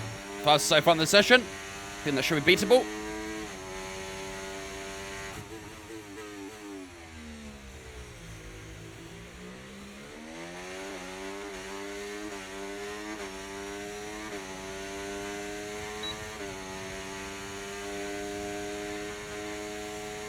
I think we might have got a purple set to 1. 8.1 from Carlos.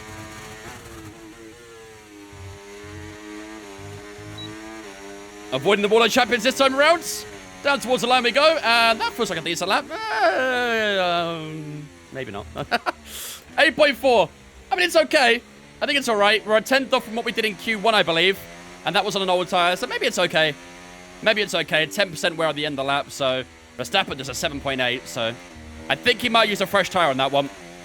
We're using an old tire right now. So I think our second lap should be good. One lap of fuel remaining. You make Canada look easy.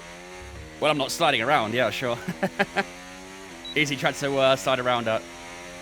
Oh, we're down to P8 now, actually. I think we might actually be outside the top 10 for this first lap. Let's see. What's your wings around here? They're medium low, I'd say. They're not very low, but they're not, you know, quite in the middle. So I'd say medium low. I don't remember exactly what they are. I think I'm like 28 in the front wing or something like that. Maybe a little bit low on the rear. Stage 1 is always like ice. Yeah, that's why it's so important to have good tire temp. You saw it at turn 2 there. The rear just kicked out a little bit.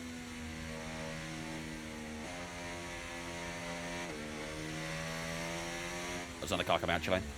Yeah, if you want to change your Grand Prix to be 100% races, you got to go to your weekend structure in your settings. And you can change it in there to whatever you want. You can also do it in between sessions as well, I believe.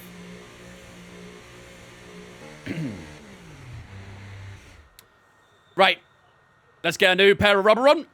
And prepare for our second lap. We definitely have to go again here, but down in P10. I assume there's probably another car or two to do a lap. But I do think we're going to be needing to do another lap here no matter what, so. Come up, CT. Right, let's put a new pair of boots on. Of course, the weather is going to stay dry the entirety of quality. So these new rubbers will go 6/10 faster, apparently, according to the lap delta. And that 6/10 will put us around where Verstappen is right now, I think. Yeah, pretty much exactly where Verstappen is right now is where a new fresh rubber should put us. So, yeah, unfortunately, we are outside that top 10. So no matter what happens here, we are going to have to do another lap.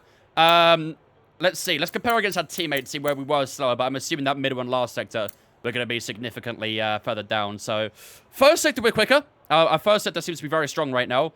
Second sector, about a tenth and a little bit down. The final sector, we're 4/10 down almost. 3.5 to be specific, between ourselves and our teammates. That final sector is really where a lot of our time is, actually, isn't it? So, yeah, got to try and nail that for the next lap. But on a fresh pair of boots, we should hopefully be able to do that. And we'll be able to challenge for that P1 at the end of the session. So, current bottom 5, ourselves, Magnussen, Gasly, Albon, and Ricciardo.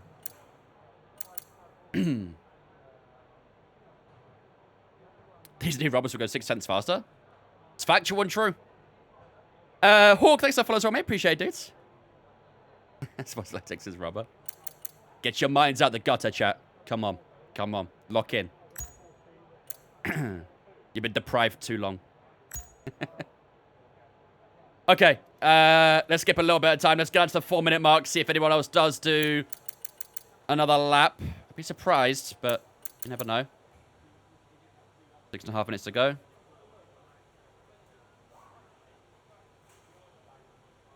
We love you, Vince. I love you too. I love you too, guys. We're in that last sector losing time. Possibly in the hairpin. Possibly in the final chicane. I think sector 3 is quite big from what I remember. I think it starts just after the penultimate chicane before the hairpin. So it's probably those two corners. Maybe a little bit of straight line as well. But we're not getting the most out of it as well. So maybe a combination. Right, 4 minutes to go. Should start to see some cars hang out on track in just a moment. And then we'll join onto the back of the line. And hopefully find ourselves a good bit of time here. We need to find a good bit of time. Like I say, these tyres are about 6/10 faster according to the Delta. So make sure we get the tyres warm. And then we can proceed on. McLaren or Red Bull for the constructors. At this rate, probably McLaren. Probably McLaren. They've got a strong car and both drivers are constantly up there. Compared to Red Bull, who don't have a strong... Well, Red Bull do have a good car, but not good enough against McLaren. And they can't get both drivers consistently up there. So, at this rate, yeah, I think it'll be McLaren. 3 minutes to go. We should start seeing the first car heading out on track in a moment. What's your PB around Monte Carlo? Mine's a 10.8. Is that good? I think mine's a 8.9, maybe? I can't quite remember. Am I 11th? Yeah, at the moment.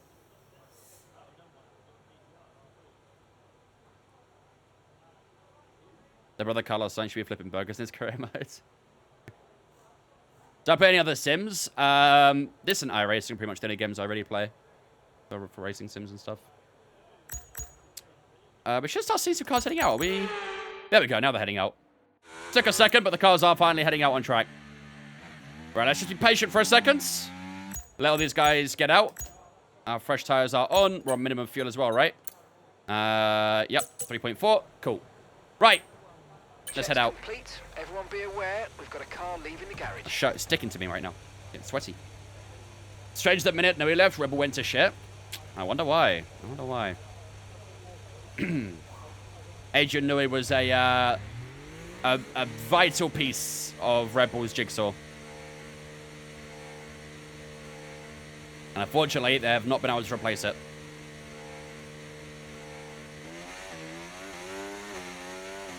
I mean, I said it over the weekend. You know, I do think that if Horner had resigned when all the allegations came about, I still think right now Red will be dominating. I think Red will still be very strong because they still have Adrian Nui there. They would have a lot of their other technical chiefs who left as well. I believe Wheatley's leaving as well. I still think right now if Nui had resigned when he did, then I think Red Bull would be the best car and the team on the grid still. Adrian goes to Aston now? I hope so. I really hope so. Right, we're right on the cusp now. We've been pushed down to P11.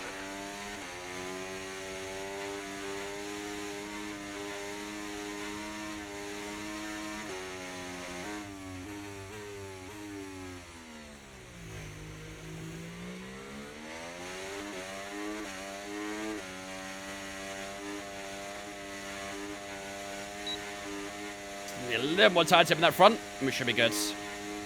35 seconds to go. That should do it. That should be fine. All right, here we go, ladies and gentlemen. Final lap of Q2. Major improvement needed here. Otherwise, we could be knocked out in Q2. But hopefully these tires will find that required time. Lock in, ladies and gentlemen. Let's do this.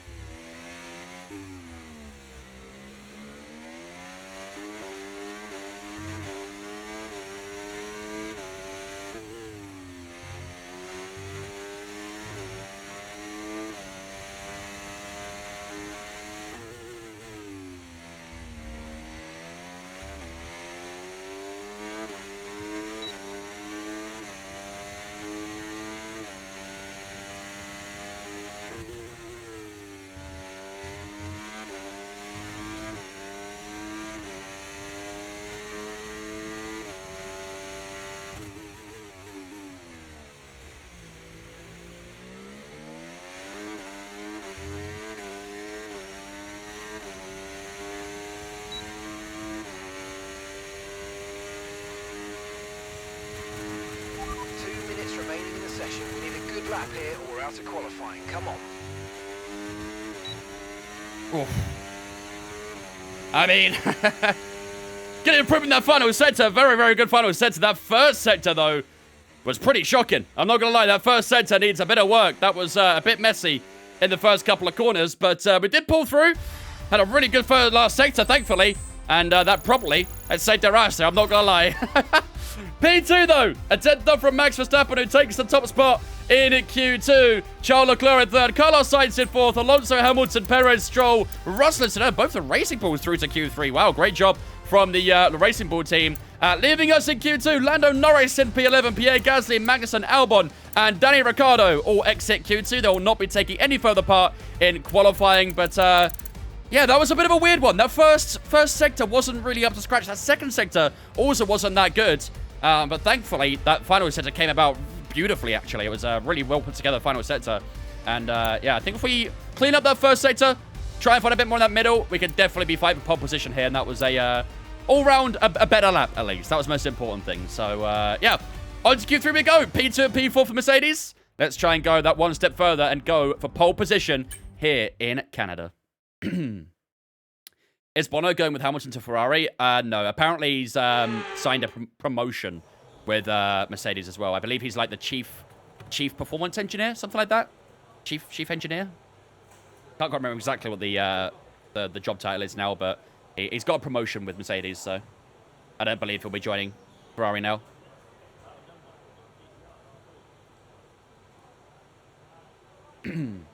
Rumors are they had some dodgy brake pressure thing that was cheating, and since they took it off.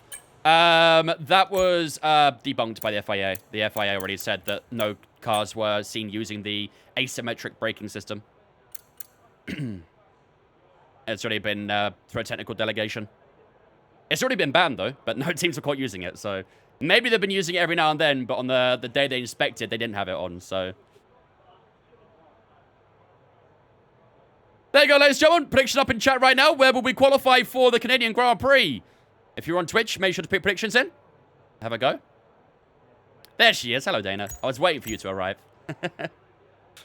Nick, thanks for following on Twitch, mate. Appreciate it, dudes. Welcome in. Right. Let's go on to the old soft tires. These old soft tires are not that great, but we'll do our best. Every car is out on track right now, so let's let all these guys cycle through, and then we'll head out for our outlap. Once Hamilton reaches there, we'll head out. Sweet. Okay, let's go. Ready? Let's go. You smelt the maple syrup. Unfortunately, I've got no maple syrup in my house right now, Dana, so next time you're here, I'm going to need some of that.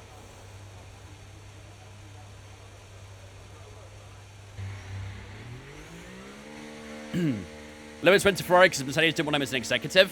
Yeah, so Lewis Hamilton wanted ambassadorial duties at Mercedes, and they refused to offer him that.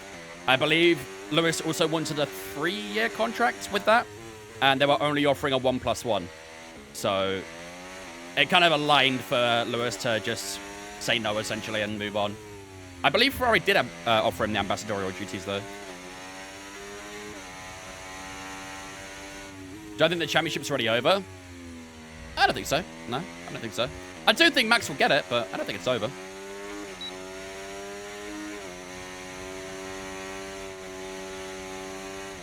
Ask her what Mike's middle name is. I think Dana knows. I'd imagine she does.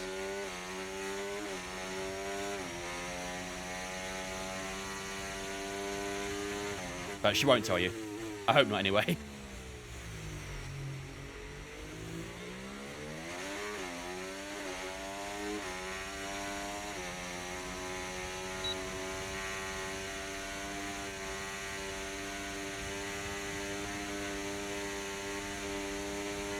That's good. All right. First lap Q3. Let's see what we can do here in Montreal for this opening lap of the final qualifying session. A little bit loosey-goosey through the final chicane, but all good.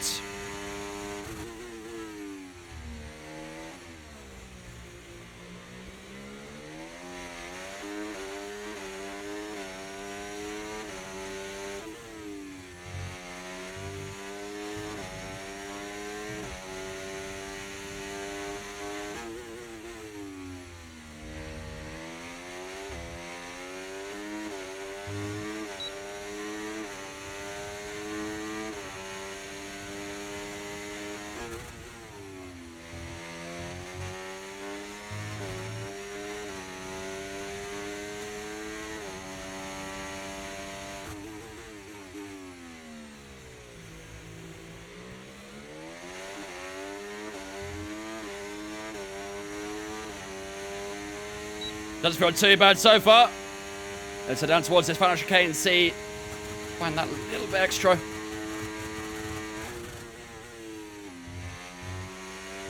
Oh! Just a little rub against the wall once again. Across the line we go, 8.4. I mean, yeah, I guess that was probably going to happen, really. That little wall tap and old tyres.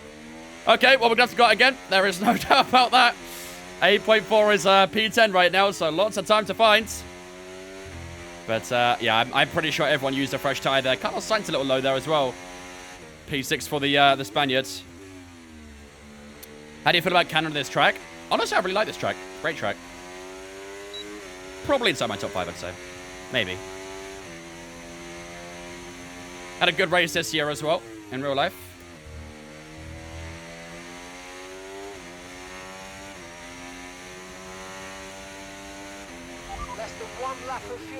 We spoke about it a lot, Lucas, yeah. Spoke about it a lot. How do you stay interested in this when the driver moves a trash? What?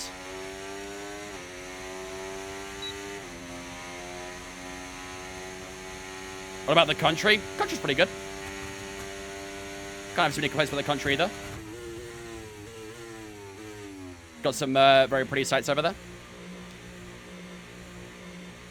French really very good. These next two races in Italy and Singapore. Maybe. Maybe.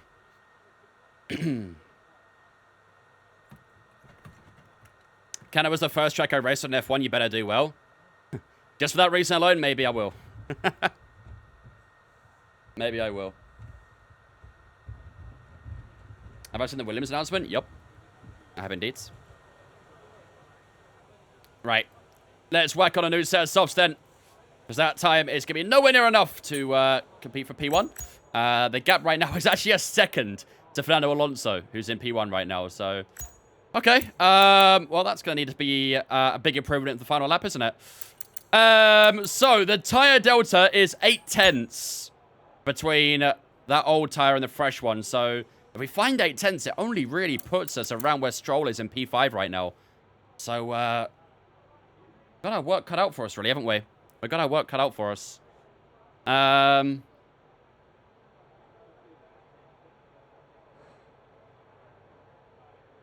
we need to find a lot of time.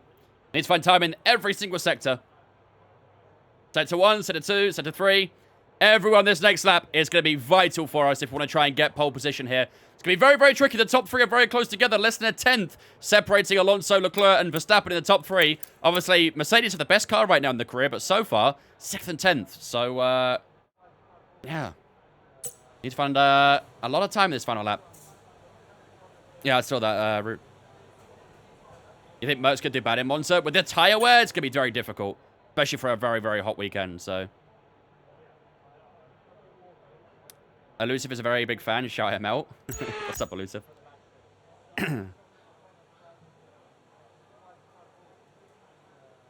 Sergeant Served is crash in Netherlands. Cost Williams 1.8 million. Really? 1.8 million? Shit. I didn't realize it was that much. Fuck. But it's a big crash, but I didn't think it was 1.8 million worth. Wow, that's a huge, huge deficit. I mean, again, like I say, it's not a surprise. I mean, it's caused the team so much more, you know, expenditure than income, so. Right. Here we go, ladies and gentlemen. This is it. It's time to get ourselves ready for our final lap. We should start seeing some cars hang out on track right about now. You can see the crew getting their cars ready. And we will follow suit very soon. Would have been all the fire damage? Yeah, true, actually. Yeah, that is very true. The impact itself was pretty nasty, but yeah, that fire, yeah, you're probably right, was the main reason why it cost a lot. All right. Listeners, ladies and gentlemen, one last lap here in qualifying. Can we fight for pole position here in Canada? We're about to find out. Our lap is absolutely critical here to get these tires up to temperature. We'll give it everything we can. Any thoughts on losing Patino? It's a shame, but probably the right move, really. He's not going to get a lot of game time here, especially with, you know, Marino coming in. Wanyeri's going to get minutes this season, so it'd just be another kind of pointless loan for him, really. So I think it's good for him to go on a permanent deal somewhere.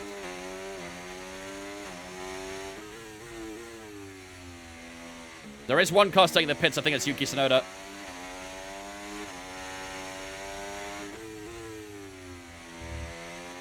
Alright, let's focus all of this on tyre wear right now. On tyre temp, sorry. Gotta make sure these tyres are up temperature at the start of the lap.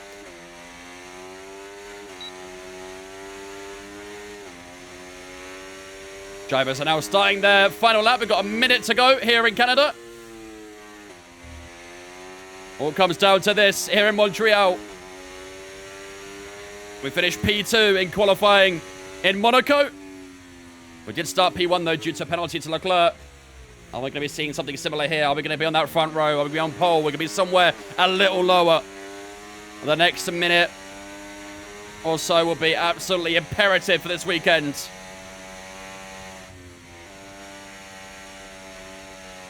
All right, they'll have to do on time warm-up. That's not too bad. Here we go, ladies and gentlemen. This is it. Now or never. Can we fight for pole position here in Canada? Lock in, ladies and gentlemen. Let's do this.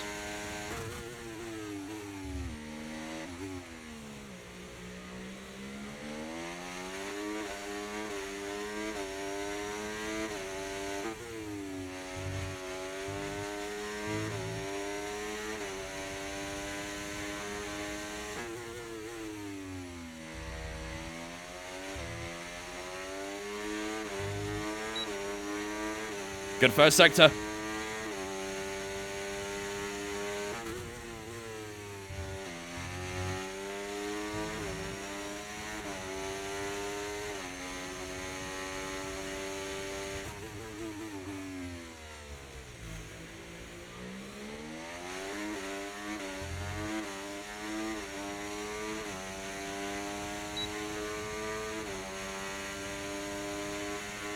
Come on. Need more than this.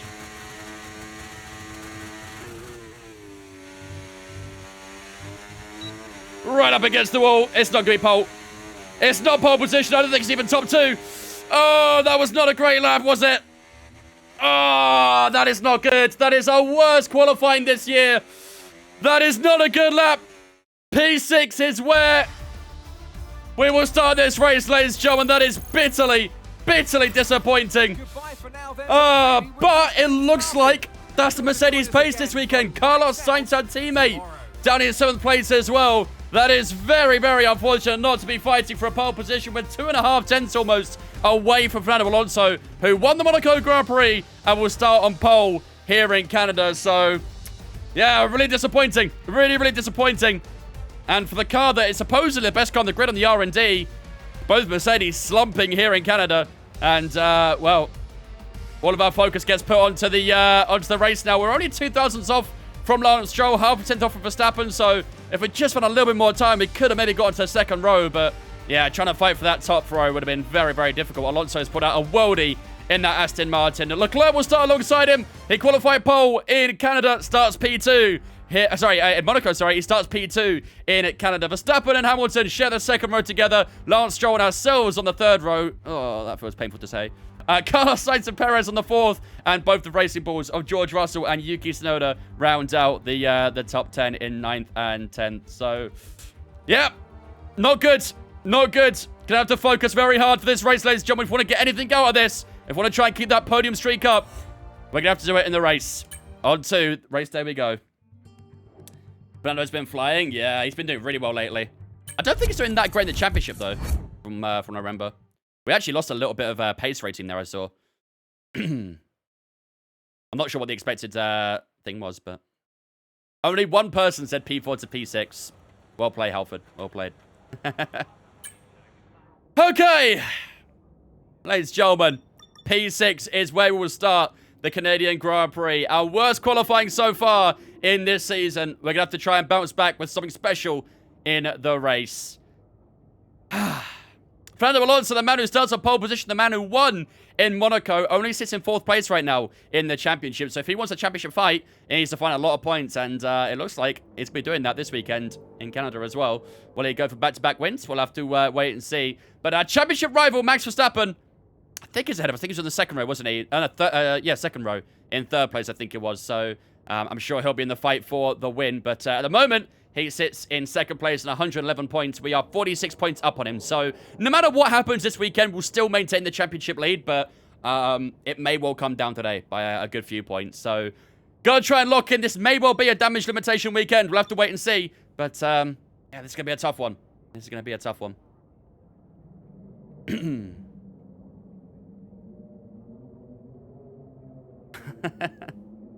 You're weird, chat. You're weird. Let's try and have a good launch, shall we? Yeah, I would like that. Trust me. We've not had a lot of good launches this career, so we've been in our Lando Norris element this season. So we need to sort our launches out ASAP. They just dropped this championships in Discord now, is it? Let's have a quick look. Let's have a quick look.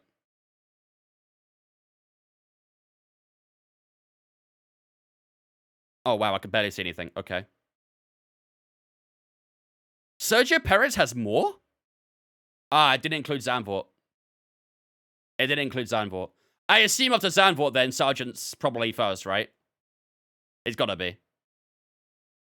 This only goes up to Belgium, so... Look to the right. Oh, Netherlands. Oh, shit. Wait, so Logan Sargent doesn't have more than Perez? Really?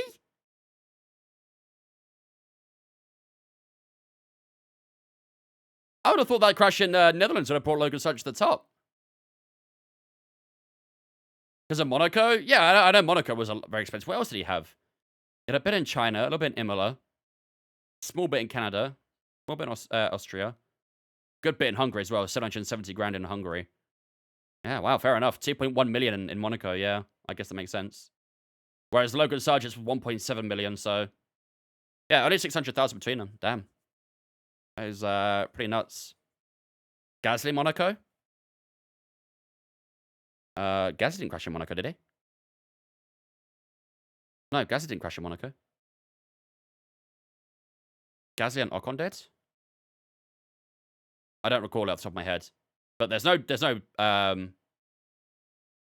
mention of it from Ocon, from Gasly's side. Where's Ocon? Ocon got 25,000. Oh, no, sorry. 825,000. Screenshot's a little blurry, so. Ocon was on top of Gasly. Why do I not remember this? 1 second, chat. Why do I not remember this? Ocon, Gasly, Monaco. Basically, and you just rather like he did up against. Oh, Logan I remember Sargent. it. I remember it. Again, you can Yeah, say, that well, I was alongside him as we see the two out. Oh, there's another incident out there then, as two Alpines get into each other. I mean, yeah, I remember that now. I do remember that. I mean, that was fully on Ocon, to be fair. Once again, Ocon is, yeah, it was an absolute madman Gasly's there. been wrong-footed, hasn't he? So You've got Albon just ahead of Gasly here, and Ocon on the inside getting sent. Yeah, I'm not surprised. I'm not surprised, to be fair. I did forget about that. I'm going to say... What did he do? Exactly. What did he do? What did he do? What did we just do? Yeah, that was a stupid one from Ocon. I remember that. I remember that very well. It's crazy that Max's brake fell in Australia cost more than what I bought my house for. Yep. These F1 cars are not cheap. They are not cheap. No gas damage then? Yeah, I guess not. I mean, to be fair, it was more tire to tire, wasn't it? It was just the fact that Ocon kind of went up and over, so. And Ocon got kicked. Yeah, I remember that. I remember that. And, yep. Jack, do you want to be in the car next season now because of that? So, GG. All right, ladies and gentlemen. Without further ado then, that is it for qualifying. We line up in P6, our worst qualifying position so far this year. So we need to make up for it with a big result here in the race. Strategy-wise, I think this will be a two-stop. Probably like a hard, medium, medium, medium, hard, medium, something like that. But, yeah, I don't think the soft tires will be used here at all. Those soft tires wear way too quickly around here. So, yeah, the wear is insane, the soft tires. The medium and hards, probably the only real usable tire here in Canada. And hopefully we can try and get a good result. Ladies and gentlemen, if you guys are ready and excited for the Monaco Grand Prix, type 1 in the chat right now. This is going to be a tough one. Our worst quality of the year starting P6. We need to try and bounce back and keep up that 100% podium streak. But in order to do that, I need you guys. And if you guys are ready and locked in for this, get your ones up in the chat right now. How to predict. You'll see a prediction come up in the chat when we start the race. You won't see it just yet. It'll come up at the top of the your chat screen.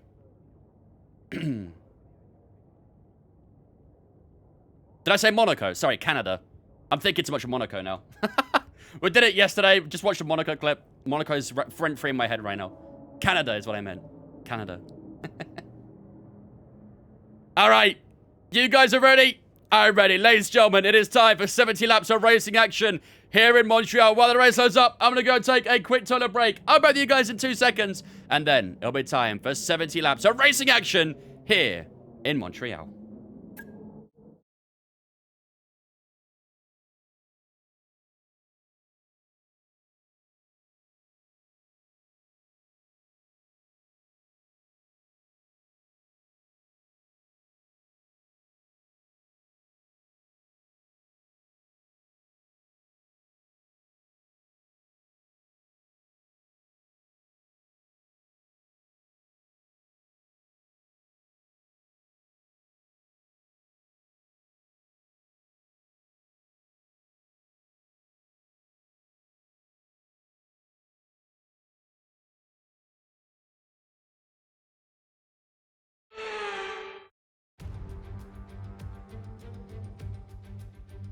Montreal is not only the second largest French-speaking city in the world, but it's home since 1978 to the Canadian Grand Prix. The name Villeneuve looms large over this one, but who can write their own legends today? It's one of the fastest races of the season here at the Circuit Gilles Villeneuve, with around 60% of this 2.7-mile circuit taken at full throttle. There are 14 corners to navigate, the very last of which has its very own infamous history and could be the cause of a safety car today. Before we begin, let's take a quick look at the grid lineup for today's race. Fernando Alonso lines up on pole position, and it's Charles Leclerc in P2. Looking down the rest of the grid, we have Verstappen, Hamilton, Stroll, Wang, Perez, Russell, Tsunoda, Norris, Gasly, Sainz, Magnussen, Albon, Ricciardo, Ocon, Oscar Piastri, Hulkenberg, Sargent, and Zhou Guanyu. It's almost time for those 5 red lights to go out then. Let's see who can prevail today. And joining me in the commentary box this afternoon, the First Lady of World Motorsports, Naomi Schiff. Now, we had great fun watching them win last time out. What a great victory it was. But can they carry that into today's race? Well, they're certainly in a great position. It's always great to just come off of a win. The momentum's there, the team are working well together, and so is the car. So what they've got to do is just keep building on that. Don't change a winning formula. Keep it simple and keep doing what you're doing.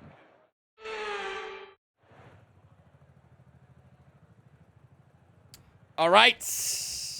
Here we are then, ladies and gentlemen, here in Canada.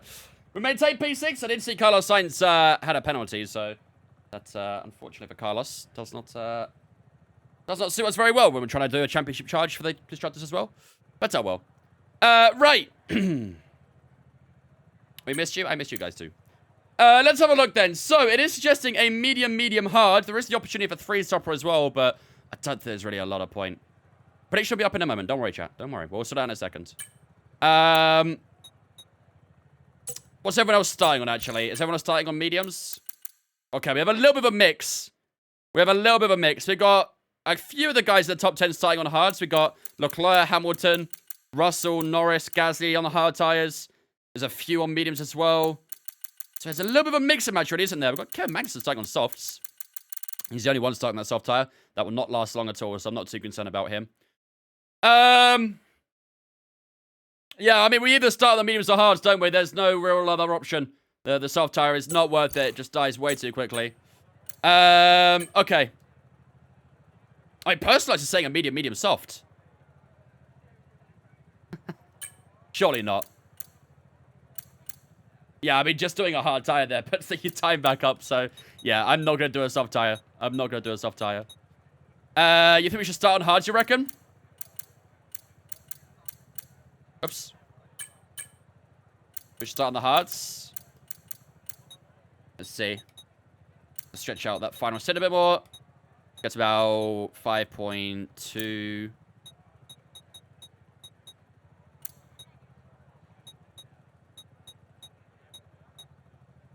What do we think? We could use the 2 mediums at the end. That'll be very quick. I think starting the hards could be a little bit tricky. The car will feel a bit heavy, but I think it should be okay. I'm about to do a little tweak to set up as well, just to make sure we're happy, but... Medium hard strat done. No, I'm not going to one-stop this, I don't think. What's the difference, out of curiosity? Yeah, I'm not going to one-stop this. I'm not one-stopping it. Medium hard, medium, you reckon? The thing is, if we start on hards, if we can try and keep with the mediums, we'll be in a very strong position for the rest of the race. That's what I'm kind of thinking about here.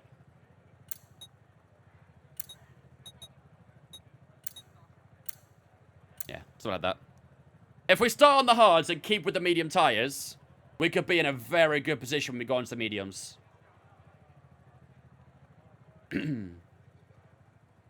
Barely anywhere on the hard, exactly. I mean, is there a possibility?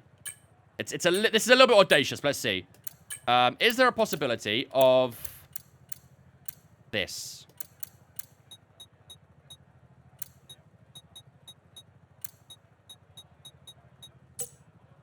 Nah.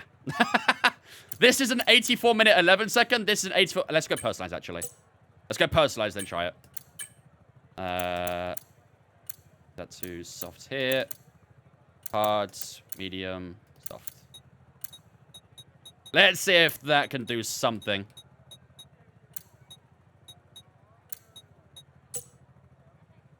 Yeah, it's about 6 or 7 seconds slower, so... No, I'm not one-stopping it, chat. I'm not one-stopping this. I'm not one-stopping it. We're going to do a 2-stop. Yeah, I don't think we do the second strategy. I think we go with this one. The default. I think the hard, medium, soft's going to be just a little bit too much really on that medium tire. And the hard, really. So, I think hard, medium, medium. I think hard, medium, medium. Medium first though for safety car cover. You're assuming we get safety cars in this career. Monaco was a very rare exception. Very, very rare.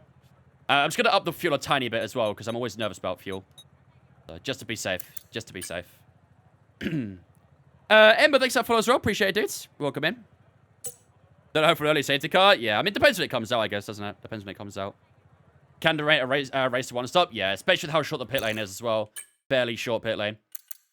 Right, I'm happy to do that then. Hard, medium, medium. Gonna be a little bit tricky at the start, but there is other people starting on the hard tires, so we're gonna play the sort of long game really with the with these hards. Prediction. Now this is actually a little bit of a tricky one because we're starting quite low for what we're used to so far this season. So, I feel like a team v team's gonna be a little bit tricky as well. Top 5. Can we maybe just try and go for a podium? We try and just go for a podium? Mercedes v Red Bull. Or Racing Bull, sorry. Oh no, sorry, Red Bull. Don't know how much you trust Carlos. Would have been doing quali. Just lacked pace. Struggled a little bit. Still on max AI, Jam. Still on max AI. Top 3, 4 to 5, 5th or lower. You'd be 6th or lower, but maybe. Maybe we could do a multi-choice. Wipeout coming in the 25 months as well. Thank you so much, Wipeout, for the 25 months, dude. I appreciate that. Ladies and gentlemen, give us a spin chat to welcome Wipeout into Vince Fan for the 25. Appreciate it, dude. I think we just go for a top 3, chat. I think the pace is looking a little bit difficult right now. To be fair, race pace did look a little better than our quali pace, so hopefully we see that today. But yeah, let's do that. Let's do top 3. Your stream has no delay. I try and remove as much delay as possible. It's difficult, but I do my best. Macho and South, thanks for following us on Twitch, guys. Appreciate it. Welcome in as well. Let's do that. Will we get a top 3 here in Canada? That sounds good to me. All right, ladies and gentlemen. Without further ado, it is time for round 7 of Season 2. We're here in Montreal, in Canada. It's going to be a tough race today. Our worst qualifying of the season so far. A P6. After qualifying on pole twice this season, we got pole as well after a Charles Leclerc penalty in Monaco. You know, we kind of went 3 in a row of being P1, but here we are starting at P6, so a little bit of a different situation to what we're used to so far this season, and we're going to have to try and overcome that and score ourselves a good result here in Canada. We lead the championship by 46 points right now to Max Verstappen, and no matter what happens, we'll hold that lead, but hopefully we can try and do a bit of damage limitation today, and maybe beat him. You never know. He's starting at P3, we're in P6. This is the strategy we're going for. We're going for that top strategy, the hard and medium for today's race. 27 on the hards, 22 on the mediums, and then 21 on the mediums right at the end as well. Here it is, ladies and gentlemen. The 7th round of the season here in Montreal. Today's prediction will be, can we get a top 3 here in Canada? Ladies and gentlemen, it is time for 70 laps of racing action here in Montreal.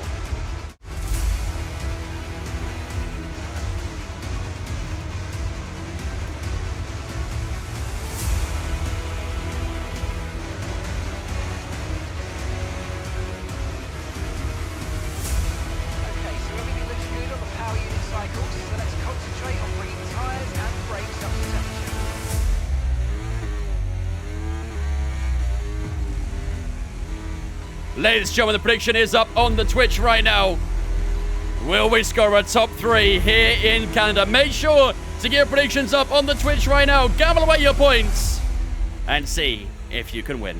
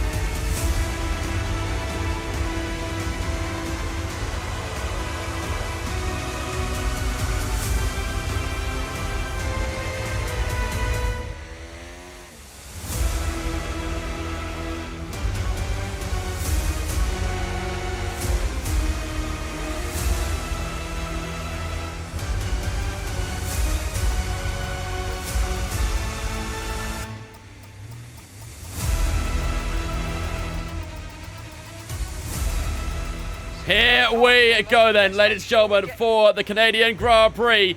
Lining up P6, gonna be a tricky one today. A bad quali, 5 red lights. We're underway here in Canada, and just like in Monaco, it's a struggle off the line. Perez up the inside already, as is one of the racing balls of George Russell as we head down towards turn 2. Oh, a little bit of a touch on Sergio Perez there. Hopefully that's not cost us any of our wing as we try and fight through turn 2. These cold tyres really not liking it at the moment. We really struggled with tyre temp on the formation lap, and we're almost pushing Sonoda through turn 4 there as well. And we're right at the back as we head through the next part of the track as well. But again, the starts right now are just not good enough. We really struggle with our starts against this AI. I don't know what it is, but it's so difficult. Here comes George Russell as well, heading down towards the chicane, but this has been a dismal start to this race. I mean, I get it, we're on the hard tyre, but man, either way, it's proving really tricky. Here comes George Russell, looking around the outside, down towards the hairpin. We're about to outbrake him here, I think. Hold the inside line, make sure we don't make contact with Sonoda. We do just get a position over George Russell, but yeah, these hard tyres are a little bit sketchy right now. We should know that, though. We knew the risks on this hard tyre. Let's make sure that we stay with the mediums. That's the most important thing so far. Down towards the final chicane we go. Close up a little bit Sonoda there, but let's make sure we stay with that top pack. That's absolutely ideal. Might be worse than Lando. Might be. Might be. DRS now enabled. No rain predicted for this race, don't forget. Should be a full dry race, which should make things very, very spicy. Or shouldn't actually make it that spicy, really. Strategies would be normal, but if there wasn't any rain, that'd be very spicy. I feel like Sonoda is kind of struggling to keep up with that top 6 here, so we may have to make a move, so I don't know. Depends how all these tyres hold up against the challenge, really. How do you customize transfer? What do you mean?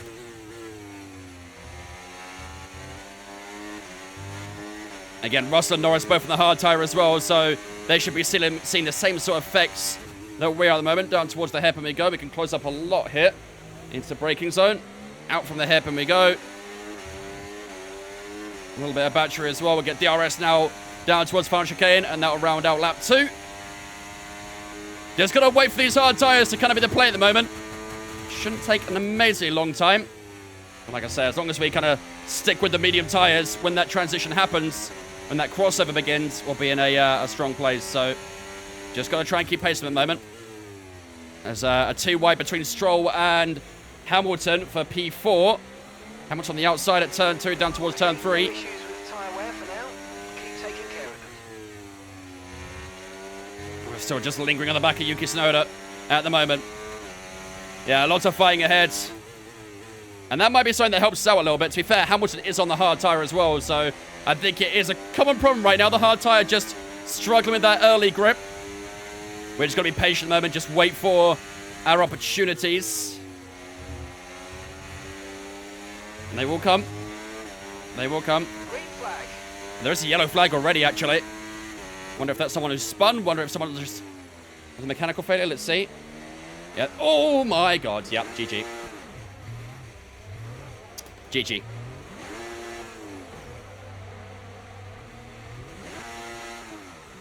It was us. We were the yellow flag, chat. We were the yellow flag. Experience some understeer now that you're in the wake of the car ahead. Try to get past as soon as possible. This has been a disaster. From lap 1 to lap 3.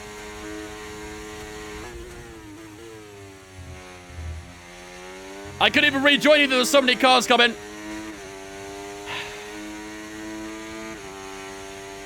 Alright, stay focused.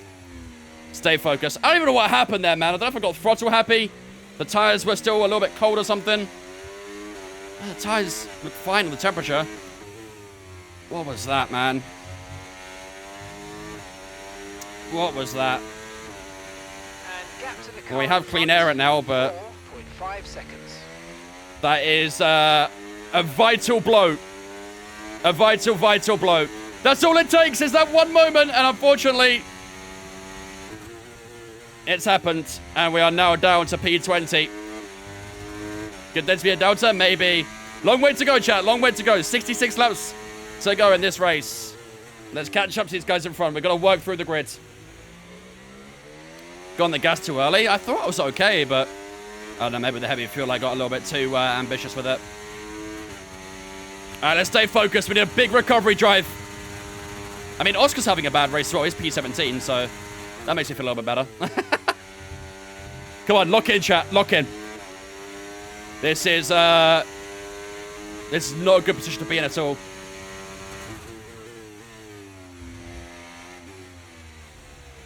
We're on the hard side. They can go a long way.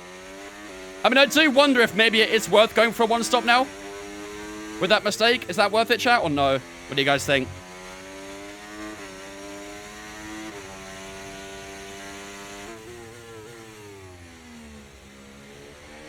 F123 Canada moment, yeah, for real. You think one stop? How long do we need to go on the hards for a one stop? About 40? It's a long way, isn't it? It's a long way to go.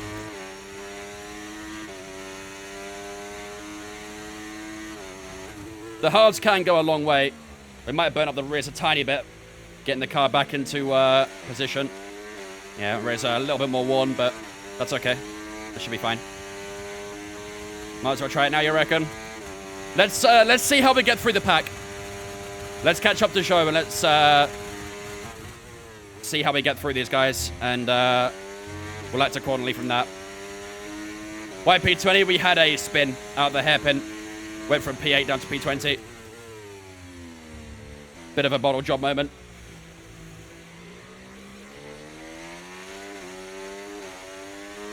Actually, P17 is crazy. Yeah, not a great start to the race for him, is it? Can the prediction be paid out? No. Why would it be paid out already? Purple set to 1 there. Can still get safety cars and stuff. Although unlikely, can still get safety cars. Can easily put us back into the race.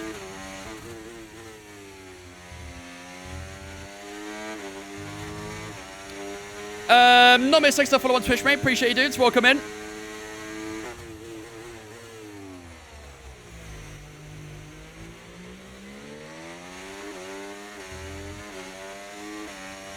Yeah, I really struggle with race starts against the... Does anyone else have that as well? For anyone who plays on high AI, do you guys notice that your race starts are really bad against the AI? Because I know last game, the AI race starts were terrible. It was very easy to get a good start over them. But this year, they seem really good at race starts. They're awful? Okay, good. I'm glad it's not just me. I don't know how to counter it. Even when you get a good launch, it's still very difficult to actually hold off the AI because they always get good launches. It's yeah, really weird. Really, really weird. We're catching up very quickly to Joe here.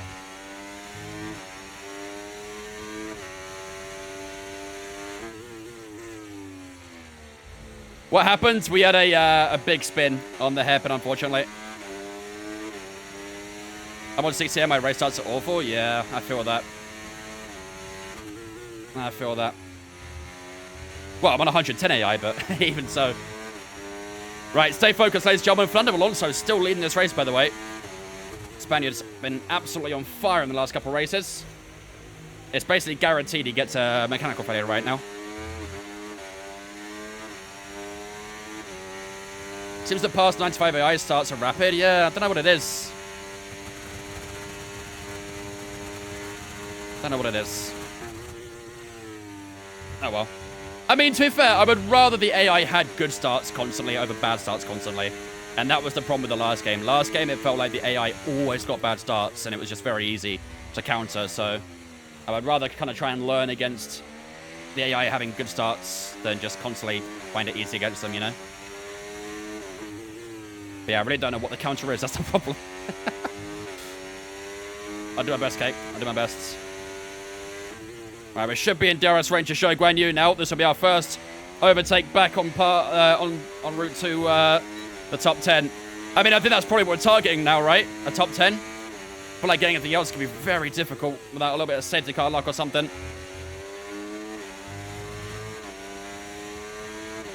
AI needs to be more aggressive in defense. Yeah, I agree. They are quite soft. Better than what they were on F122, though, where they were just turning on you constantly. There they go on their back and show Guan Yu now. I think might be a little bit too far down towards chicane. Just make sure we try and get a good exit. Nice, that's good. And this should be our first overtake back on path to that top 10. We're going to try and get up the inside. Outbrake him. Nicely done. Use a lot of that inside curve just to make sure we don't hit him. And that's our first move complete. Made it look so easy. Now we've got to try and get on to... Who's up next? Logan Sargent. Oh, doesn't that feel sad to say, chat? Enjoy the moments of seeing Logan Sargent in Formula 1. The car in front, 1.6 Might not see it for much longer.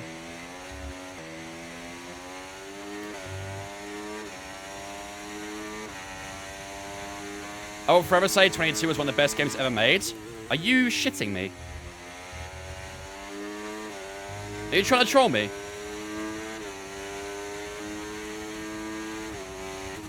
F1 22 was a disaster. Are you kidding me?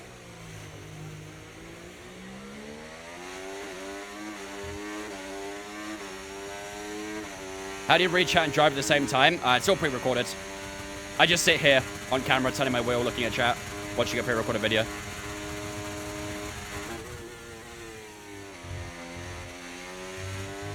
Everyone falls for it. It's great.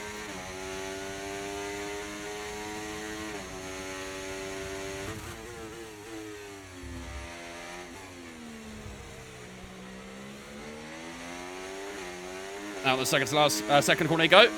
Still hunts down Logan Sargent on that medium tyre. It does feel like the hards are coming back into their groove now.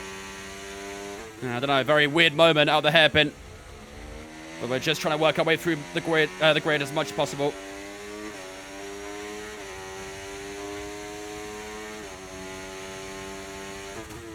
Gotta be careful with the battery as well. Looks like we should be good on fuel. The grids. He will hit the gwiddy. Oh, I'm so sorry I said that. I'm really sorry I said that, chat. If you want to leave, I understand. I'm really sorry. I regret it. I regret everything I said. It's okay. I understand if you leave. I understand. I won't take it personally. I would do the same.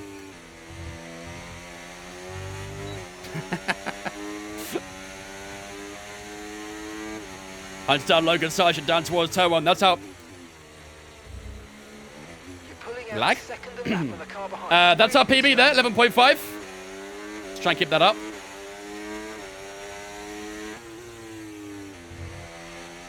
Through 3 and 4 we go. I'm out of follow and report. That's okay. I understand. If we're getting lag, Nikita, it's not me, mate. All fine on my end. There we go, down towards chicane. So a little bit too far off Sargent. Problem is, Sargent's getting DRS off of Piastri right now, so I need to try and just lose it for a second.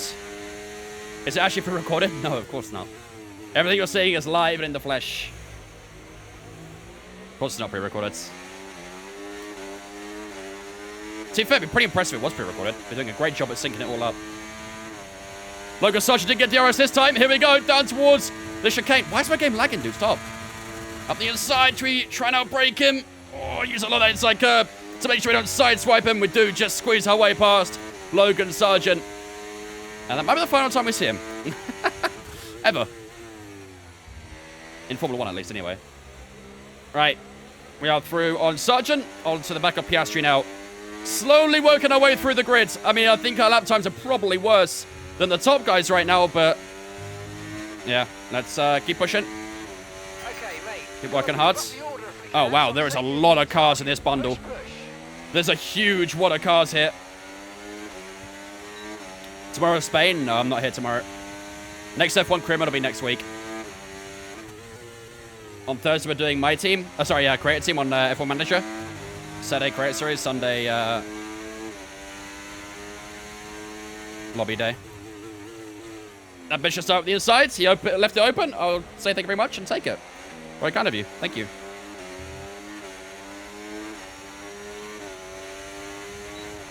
You think Sargent will go to Indy? Yeah. I mean, I don't know about this season, but yeah, he'll go to Indy for sure eventually.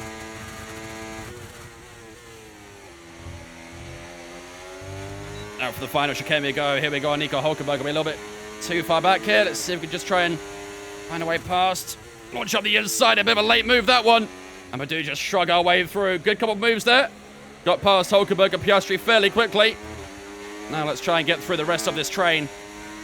Esteban Ocon, one of our rivals, up next. Maybe the game foreshadowed this. Maybe that's why Ocon is our rival. He knew this was going to happen. Is this Madden? Yeah. This is Madden. A little bit too far back at the moment. Everyone is using a bit of battery there. I'm kind of just chilling, saving it a bit. Hulkenberg's too far back, down towards the hairpin. Wanted to have a little look, but slightly too far back. Our objective right now is to get up to P14 in the next 6 laps, so let's make sure we try and do that. DRS wide open down towards final chicane. Ocon low on battery. Can we try and go for it? It's a little bit ambitious. Ocon's going to go a little bit defensive, though. That'll get him out of shape. Just wanted to be careful to make sure he wasn't going to lock up. But, yeah, a little bit too far back at the moment. You're increasing the gap on the car behind by 5/10 a lap. So we can try and set him up outside of turn 2. He left the room for us, then closed up on the exit. So we just got him a little bit out of shape there. We are putting him in positions he doesn't really want to be in. Just making life a little bit awkward. Maybe we can set up the insides here. We're going to try and go lay on the brakes up the inside at turn 6. And that's a position. Again, that's a lovely move, that. Got a nice exit out from turn 4 through 5. And set up perfectly for turn 6. Now let's make sure we stay in DRS range of Danny Ricciardo. And we should be perfectly fine. Good stuff. Nice move. Nice move. Up to P15. Up to P15.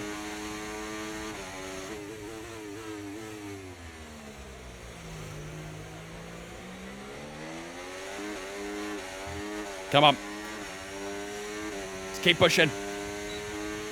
We're doing well. We're doing well. We're recovering nicely. I think this train goes up to about P10, so yeah, we should comfortably get back in the points. Just a matter of how many points we're going to get. Then Ricciardo got a bad exit. Are we going to be close enough? We're a bit out of battery here. Can we have a look up the insides? And Ricciardo's nicely on the brakes, so the Sauber just keeps itself in front. Can we try and switch back out at turn 2? Nah. Okay, we'll just be patient for a second. Norris, I think, is losing DRS to the guy in front of him. Norris is really struggling as well. Both McLarens struggling so far in the first 15 laps of this race. But the laps are going down very quickly right now. Someone pit, did they? Oh, it's probably K-Mag. He was on the soft tyre for some reason. So, yeah, no problem with that. Right, let's have a look at tyre wear. Rears 10%, front 6%. Are we still thinking one-stop, chat, or should we revert back to two-stop? I feel like we're getting through the traffic quite well so far. So I think we can probably go back to a two-stop, maybe. Need to go long to get back into it, you think? Oh, that was a lovely final chicane. What a final chicane that was. Carried so much more speed compared to Ricciardo. We could just slip it up the outside. Outside becomes inside, heading into turn 1. There's a little bit of a right-hand kink before the opening corner. And then we can just cruise up the inside. That's us up into P13.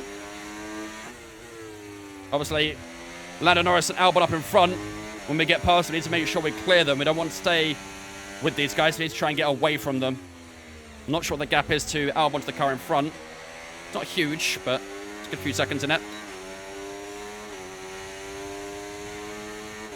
One stop isn't good at Canada because the pit lane's really short. Yeah, that's what I'm thinking. And I feel like we're getting through the traffic relatively nicely, so I think we can do a two-stop. Roadster and Lola, thanks for follows on Twitch, guys. Appreciate you. Lando Norris all over the back of Albon through the hairpin. Can we try and get some good grip out the hairpin? Try and find some time. I'm a little bit too far off this time around. Let's see what can happen through the chicane, though. We can try and get a better exit than Lando. Fight down towards turn 1. It was a bit scrappy on the exit. Is Norris going to fight Albon down towards the opening corner? A little bit too far back. Oh my god, they were very early in the brakes there. Just touched our front wing against his rear tyre. Vehicle condition. Let's make sure. Bro, what is this bug? Why does this happen so much? I think our wing's okay, though. I think our wing's alright. Should be okay.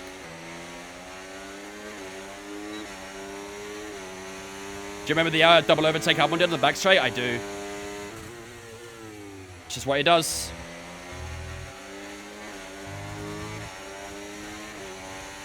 Alright, need to try and get Lando Norris ASAP. Let's try and set it up out this hairpin, maybe. Try and get the exit. It's not too bad. Still struggling a little bit for grip through that hairpin. And we are going to have DRS wide open. Lando Norris is going to go defensive. He's looking to the inside. Albon's in a bit of trouble here as well. He almost gets squeezed into Lando Norris. Oh my goodness. And round the outside it goes of Albon. And he's just done what Albon did in real life, basically. What on earth was that? Here comes Daniel Ricciardo now down towards turn 1. It looked like we might have been able to make 2 positions there, but instead, we're now under pressure from Ricciardo. Oh my god. Lando Norris almost pinned us into the wall. Good lord. He has got past Albon because of that as well. I think we kind of forced him into pushing. And Albon's slumped down to P12 now. My god. That could have been a race killer for both of us right there. Just didn't leave us any room at all. And he nearly slammed into the wall himself. Albon doesn't have DRS right. Or does have DRS actually, just about. But I don't think he'll have it next time around. Yeah, he's definitely too far back now. Canada this year was a fever dream, yeah. I was away for Canada as well. I wasn't here for that race. I missed out on it. It seemed like an absolute madness, though. It seemed like a great race. All right, we should be close up to Albon here to pass him.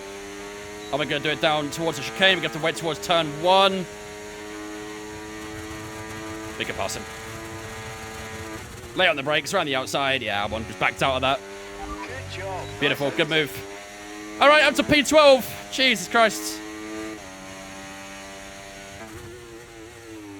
It was our worst qualifying position of the season in Canada.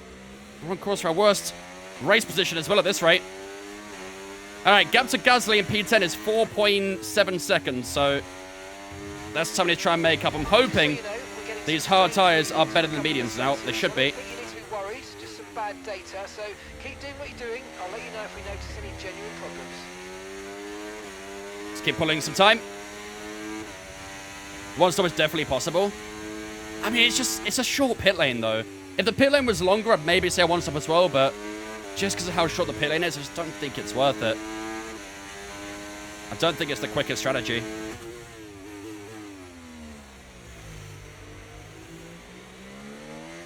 What circuits are scheduled for this week? I'd recommend joining my Discord. I have a schedule in my Discord that I update every single Monday, and it tells you what we're doing, what time we're live, and all that sort of jazz. Best place to be for anything stream related is Discord. I always update you guys on everything in there. What's difficulty? 110. Do you think you can get a top 6? Maybe. Might need a little bit of luck, but we'll do our best. Do I think top 6 for one stop? Oh, no, I don't think so. I think everyone's got a 2-stop.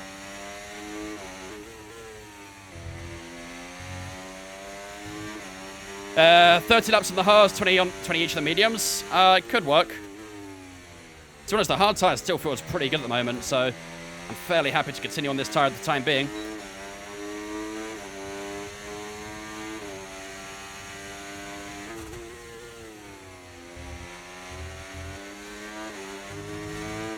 Lando Norris seems to be pulling some good time right now, so I'm happy to just stick along with him. We won't make any crazy moves unless we have to. What's the net position? Unfortunately, this is our net position, P12. We made a vital mistake at the start of the race. And we're just trying to fight our way back through the grid now. We're down in last, up to P12 now. Lando Norris got a bad chicane there. I think we can make our move. We're a bit low on battery, though. On the outside, down towards turn 1. We outbrake him. Just got to leave him a little bit enough room on the inside. He kind of backed out anyway, so... Did go purple in the final sector. And that time around. Puts us up to P11, but I don't think we're going to shake off Lando, that's for sure. He's not going to disappear. I just joined what happened at the start. We had a spin at the hairpin. I think I got a little bit too throttle happy. I'm not too sure. It's a bit of a weird one. But, yeah, unfortunately, lost out. We share the same thoughts, Chaos, don't worry. Russell 10 seconds ahead, yeah. Gotta keep an eye on that gap, really. I think he's just about clinging on to DRS to our teammate, so... 2.7 seconds. Is Lando close enough here to pass us? Or is he a bit too far back? I think he might be a little bit... Oh, he might be close enough, actually. I'm going to try and hold position, though. I think I can do it. Yeah, we can.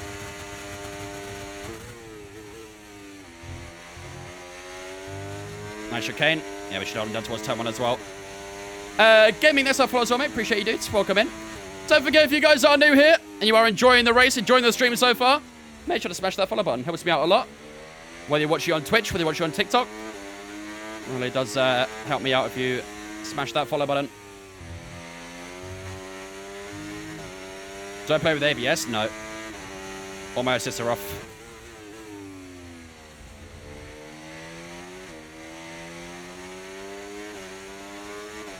What should we on Dando? ND, Mara, thanks for following on Twitch, TikTok, guys. Appreciate you.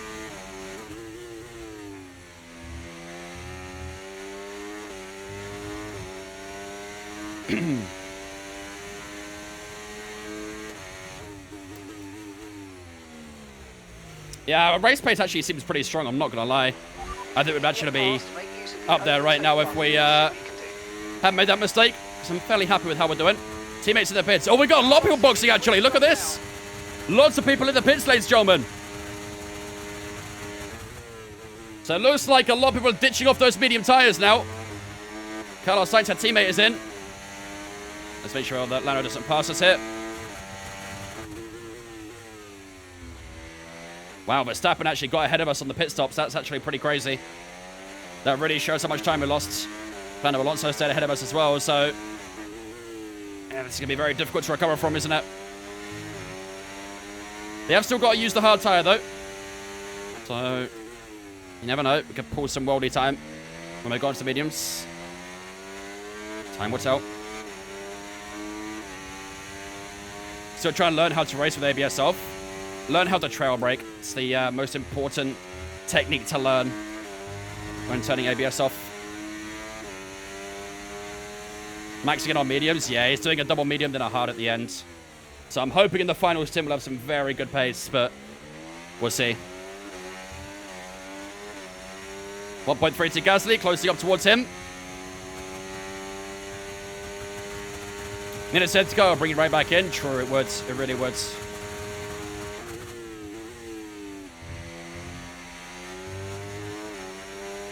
Kieran and Bailey, thanks for following on Twitch as well, guys. Appreciate you. Welcome in. Right, Thank you for being here. Hope you guys are having a good one. Too long, we need to get past. What's trail braking? When you're full brake going into the corner, but as you turn the car into the corner, you ease off the brakes. Yellow flag. I think Pierre Gasly's got a mechanical issue. Right in front of us. Imagine, imagine that's a safety car of VSC. Nah. Nah. We never get safety cars for mechanical failures, chat. We know that. I mean, at least we get past them easily. That's something at least, but... a little bit deep in the hairpin. Tyre. Honestly, tyre's still solid. Look at that. Almost 25 laps on these hard tyres now. And the tyre wear's only 14% now. Rear left is our worst tyre. Here comes Lando Norris. Is he going to try and go around the outside of us? Why? Why the outside? He went for the outside then just stopped. Ah, he's boxing. Okay. Okay.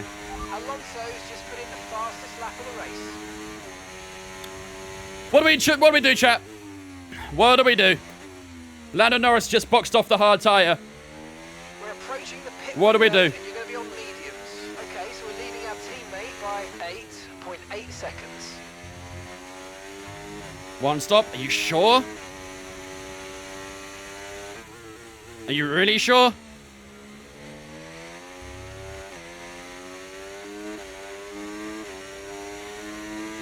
Chat, type 1 if we do the 1-stop, 2 if we do a 2-stop. The car behind you's just come in for the hard tyres. Car behind running hard tyres.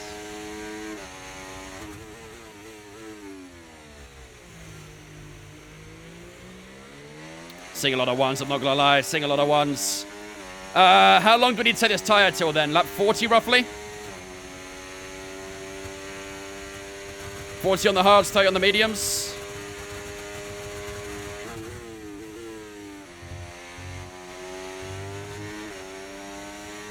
$42, $43. It's a while to go, isn't it? Catch the car ahead. Gap currently 5 seconds. It's a long way to go. We're only on lap 26 right now. Still got another 16 laps. Want to try and make that.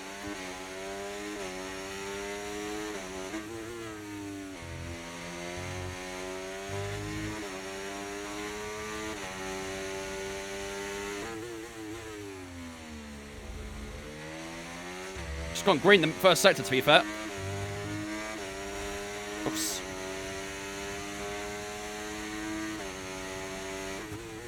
A little bit of a kiss on the left-hand side wall. Not unnecessary, but just letting it know there. Time last lap, 12.3. I guess I've got no DRS right now, so our lap times aren't going to be quite as strong. I'm guessing Hamilton and Stroll are closing, right? I'm guessing they're closing.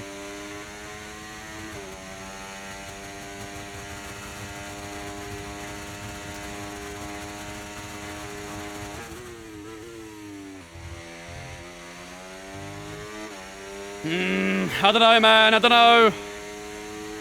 We're going to box this lap and push hard on the in lap. It wants me to box if we're doing a 2-stop.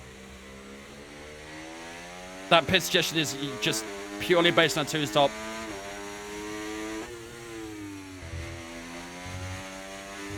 I think Hamilton and Stroll are actually fighting right now. That helps out a little bit, doesn't it?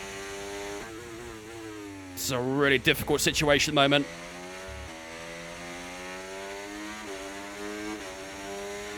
Pit on lap 33 and go mediums. You're almost doing more than half the race on mediums over the hards. Yeah, I don't think so. I'm not going to lie. I don't think so. Remember, box this lap. Keep an eye on your distance to the speed limit line as you approach and make sure you don't speed. There's a goose on entry. Double hards. We only have one hard tyre. They're fighting, keep on track position and go mediums 40 to 25. Keeping on track position is going to be very difficult. I know they're fighting, but they will still catch him, I think. They didn't go side by side into the final hairpin, final chicane that time, so Okay, 12.2 that time around. 5.5 seconds. We are losing the gap to the front guys as well. At the moment, the car behind is lapping faster than us by around a second a lap.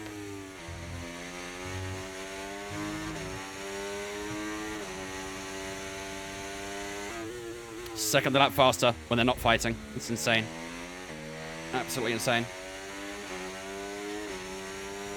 Don't know, man. I don't think this 1-stop's going to work.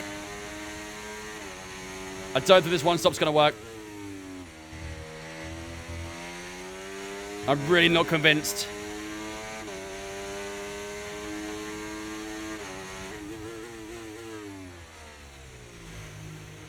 I think we should get off these hard tyres. I really do. What's rejoin position? 16th right now. Might be a little bit higher than that.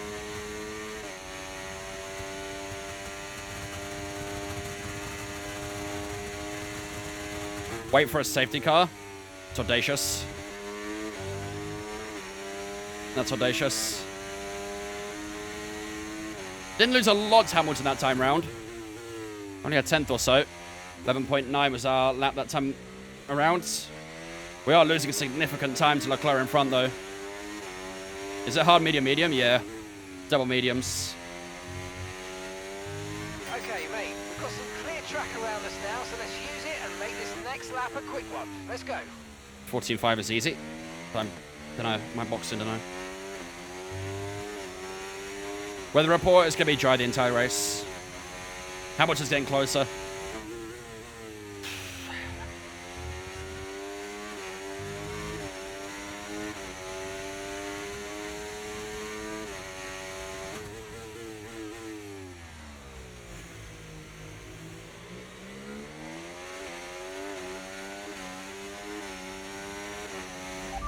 Box, box, box, box, box.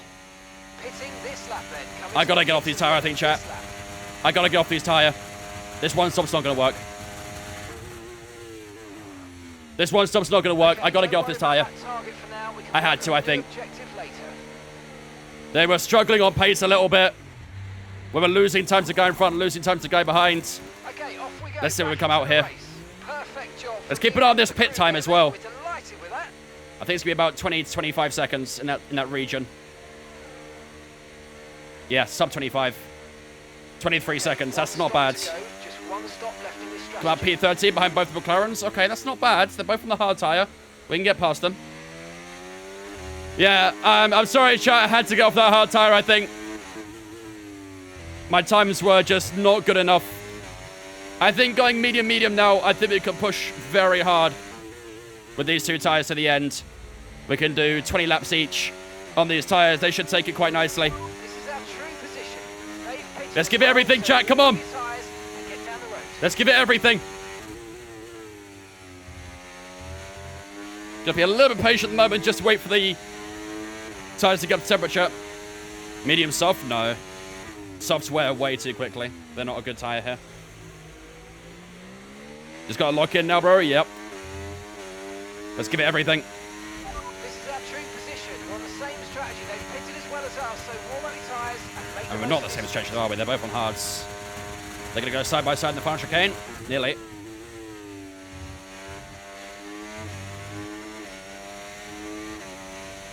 Yeah, we've got another set of mediums, don't worry. Right, the gap's We've got another the set of team mediums. ahead of us. 15.8 seconds.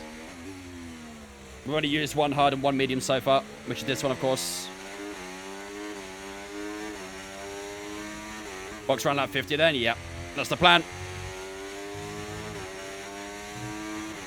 Yeah, these mediums feel good. These mediums feel really good. Lots of grip. Green set to 1. DRS on Piastri. Might be a little bit too far to pass at the moment. Might have to wait a moment.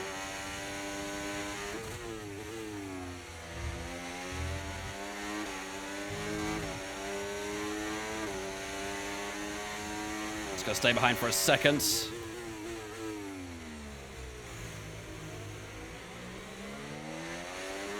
Try to do a little bit of a slingshot, but just touch too far back. Okay, we should get in here. Got a lot of straight line speeds. Around the outside. Wasn't sure if we'd go the inside, the outside. Opposite for the outside. There's the move on Piastri. Keep going. That's 1 place gained. Let's keep going. Good stuff. 4.7 seconds off Magnussen.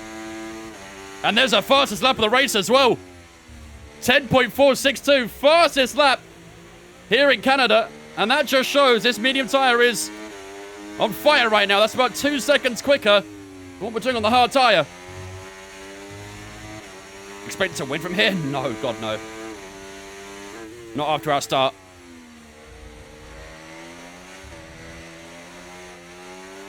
That was really slow from Norris through there. Really, really slow. It's got defensive at the chicane. This is weird behavior, Lando. Yeah, Barry's on a mad one right now. I think this lap will be a slower, unfortunately, because Lando was doing some strange shenanigans, but here we are. I'm a little bit too far back heading towards the chicane. Maybe at turn 1.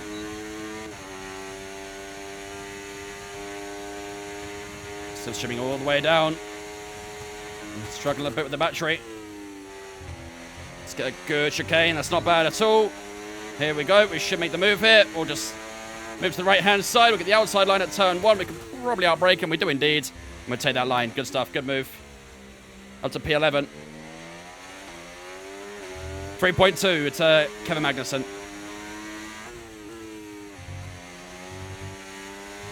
Okay, mate. Lap times are a little erratic at the moment. Let's try and close up the difference. 13.8. I mean, we did a 10.4 already. I mean, really, Mark? Really? Feels a little bit unnecessary. New stint? Yeah, we're on a fresh medium tyre. And we're giving it hell right now. Giving it everything we possibly can. Fernando Alonso, I think, is still in the lead of the race.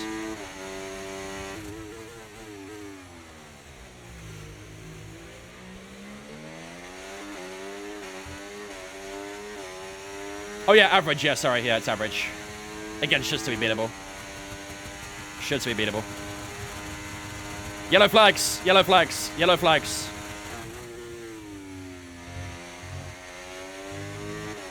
It's one of the salvers. You're increasing the gap on the car behind by 5/10 a lap. Okay, Show I've got you. information on Joe for you. Right, And they've got a again, serious car no issue. safety It car. looks like they're retiring. No safety car once again. Typical. Typical, typical, typical.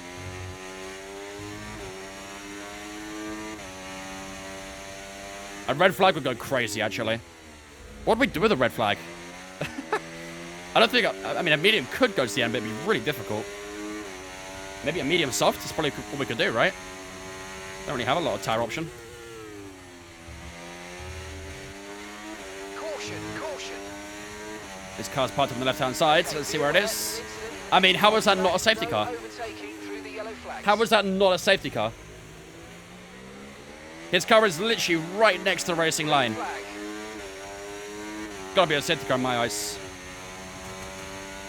Lando Norris kept up with us here, by the way. I'm stuck with the DRS the entire time. A little bit annoying. Is he close enough to make a move? Nah, he's too far back, surely.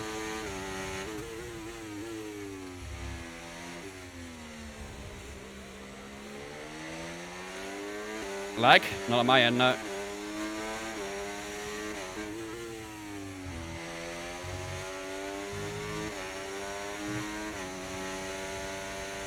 They park at the dangerous place, it's just yellow flagged. Yup. Do you guys often get safety cars for mechanical failures or no? Do you get safety cars or VSCs or anything? I don't remember the last time I got a safety car for mechanical failure. Like, I understand it's not always going to be a safety car.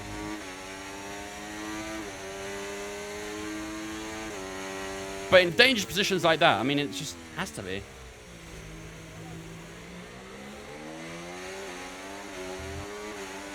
K-Mag's really holding you up. Barely even caught him properly yet.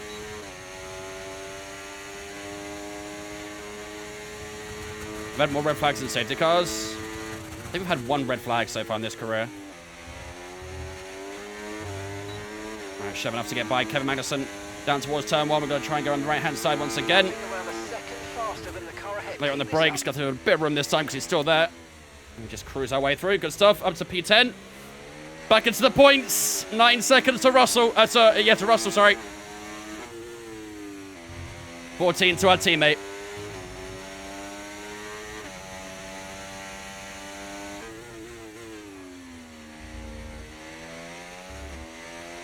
Just going to try and break away from the Haas now to make sure he doesn't cause a problem. Right, chat, let's keep an eye on that gap to Russell. We need to make sure we're closing that down lap after lap. Keep me updated on that gap.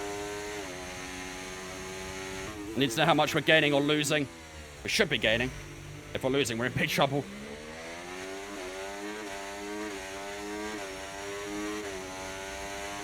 I don't think Russell's pitted. I think he has. Driver in front. Russell's ahead of you now. Okay, keep an eye on that gap ahead, please. 9.2 seconds. Okay, they're on fresh hards. Yeah. We think they've got one more stop. Time last lap. No, no rain. 11.5. All right, you're 8.9 this time around. 1/10 per lap. Keep closing. Let's keep closing. I don't know how long these mediums are going to grip for, but while they are the grippier tire, let's make the most of this. We have broken away from Magnussen as well, which is good. We're still on the hunt. Green sector 1 there for ourselves, so clean air definitely proving its worth at the moment.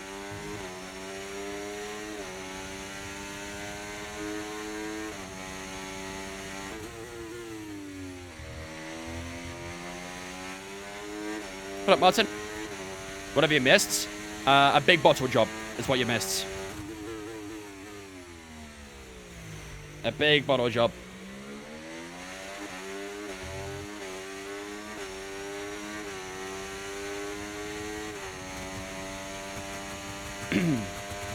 Yeah, Carlos Sainz our teammate this season.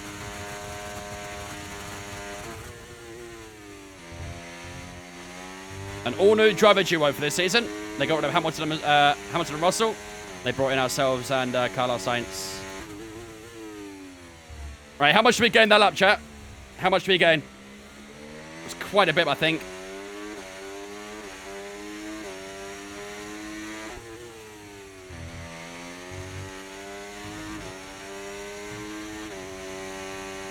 Okay, so gap to the car ahead, 8.1 seconds. Was it a second, was it? Good. Need to do that every single lap. Ideally. Oh, little lock up there. That's not going to help.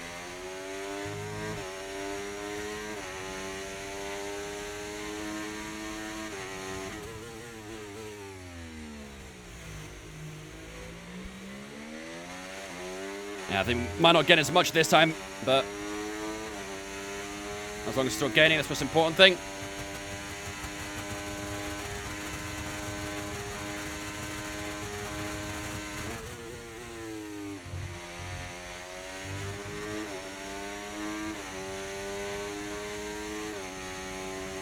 That's about 5 tenths, right?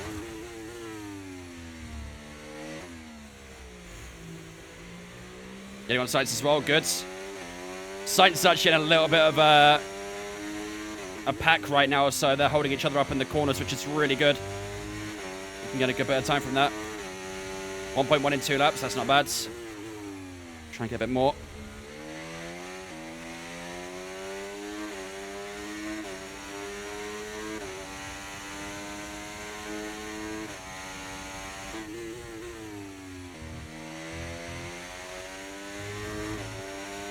Opening up that gap to Magnussen really nicely as well, aren't we? Definitely got pace. Just got to try and maximize this result from here on out.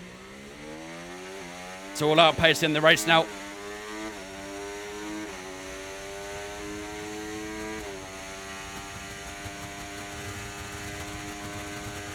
No need to worry about the tyre condition for now. Everything's looking good.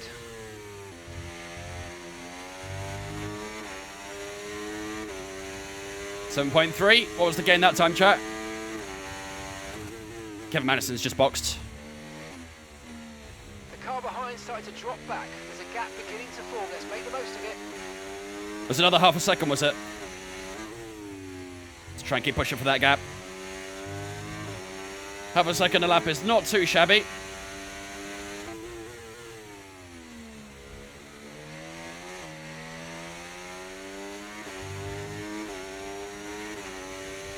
Why you P10? Did you start P6? Yup.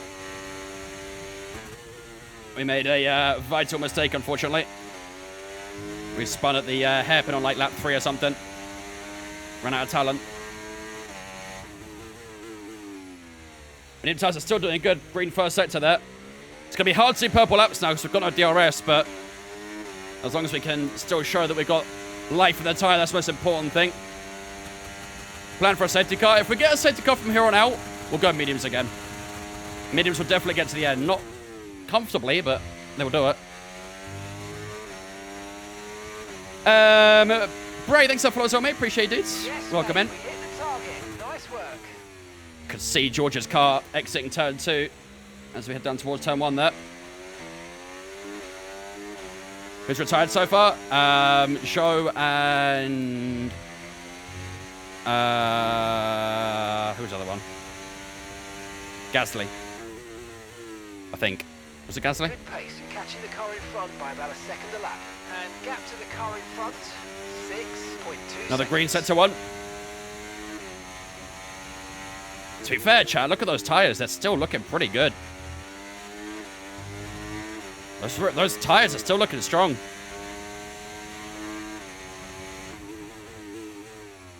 It's not bad, is it? Okay.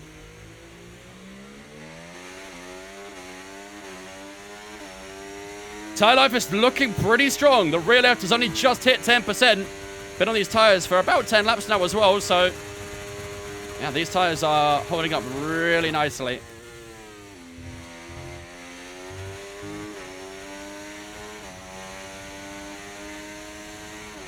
.3 that time around.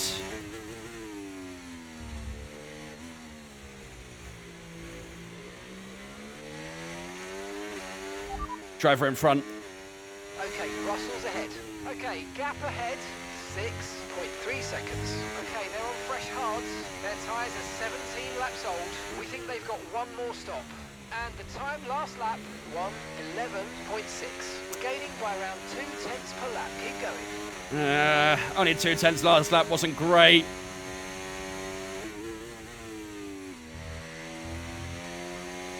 Is this still okay to play this game on controller? Absolutely, yep. Absolutely. Wanna be hards. Definitely trying their best to be, that's for sure.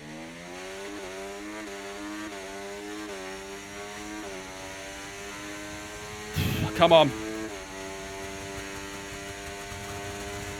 Mr. Start of the stream, where do you qualify? P6.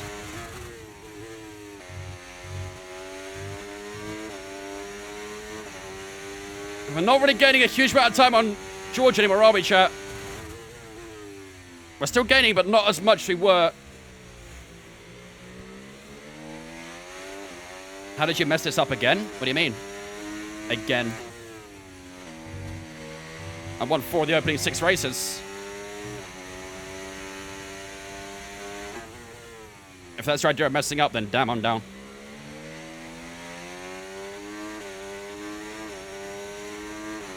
Losing in sector 2 every time. That was a really good first sector there, by the way.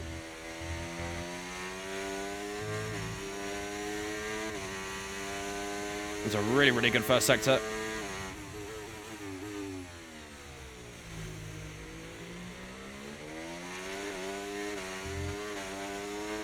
I mean, that lap was strong. That lap was strong. Let's make sure we get a good final chicane here.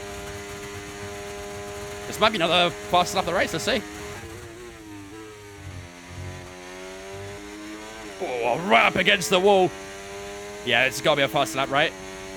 Oh, no, it wasn't. By 100th. Oh, man. I guess I just ran out of battery a little bit or something on that final sector. Either way, a great gain on George Russell there. Really, really good gain. Let's try and keep that up. Okay, gap to the car in front, 4.1 seconds. World Champions looking close. I mean, we are leading the championship right now. Berry's not won the championship yet, but we are on the lead of it, so...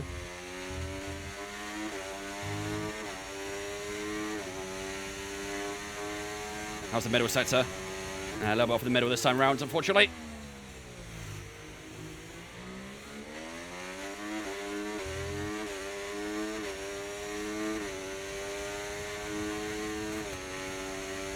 Look at the time coming down, chat. We've got people boxing.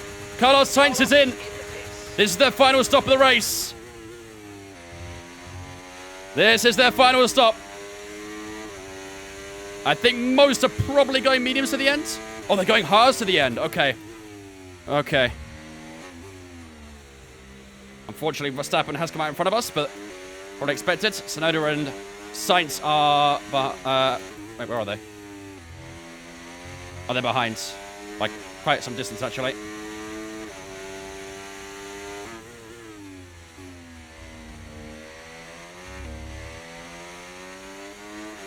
Where'd you finish in Monaco? P3.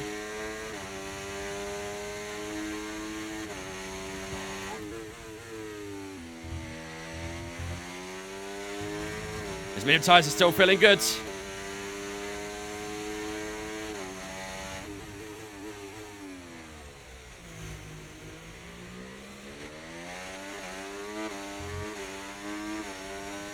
The hunt continues. Luckily, Russell didn't get DRS off Verstappen.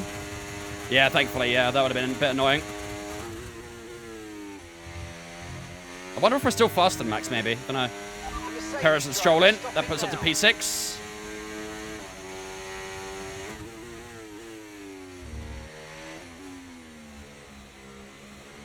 Gap's still closing. We're really, really, really hunting down George Russell right now. Lap times are very strong.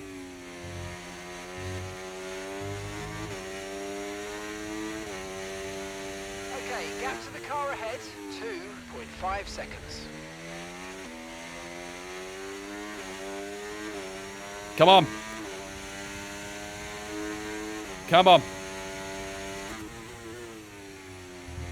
Chipping away that time really nicely. It's got to keep it up for as long as we can. Tyre's still in good shape, so they'll keep on going for now.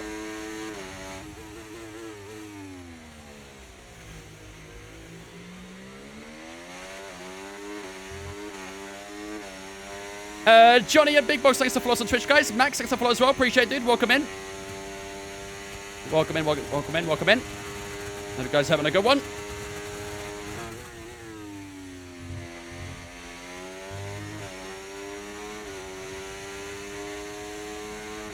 Not to a start equals a Norris bottle. Okay, interesting.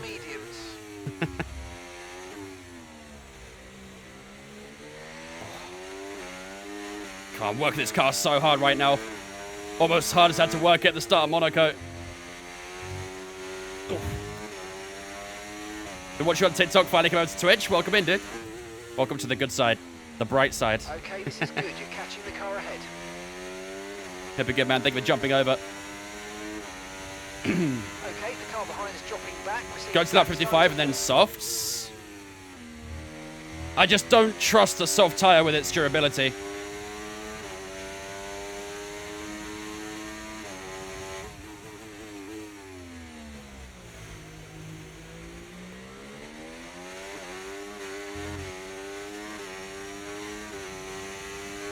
Bro, cartoon gomped on the exit. No, I can do a proper cartoon gomp if you really want me to.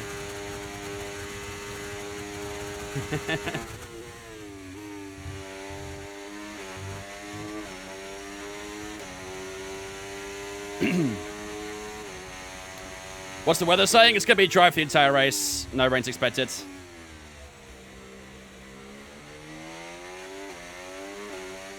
Swapping for mediums or hards? Mediums. We've already used the hard tyre. We've got a fresh new medium waiting for us at the moment. 1.7 the gap to Russell. We're getting very close now, chat. I do think George is going to box fairly soon. Also, I've been kind of just noting the gap to Stroll. Since he's boxed, he's only gained about 3/10. And he boxed a good few laps ago. So, I don't know, maybe just bear that in mind. Maybe just bear that in mind. Okay, here's the gap that we're trailing the car ahead by. 1.7 seconds.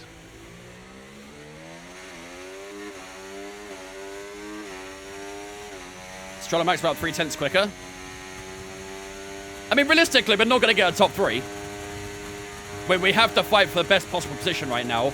And I don't think that's any higher than a P5, if I'm being brutally honest. So if Stroll's only getting a 10th or 2 a lap, Okay, the pit window's open, so it's not that bad. Box this lap. I think I might ignore that call for now, chat. I'm not going to lie. I think I might ignore that call.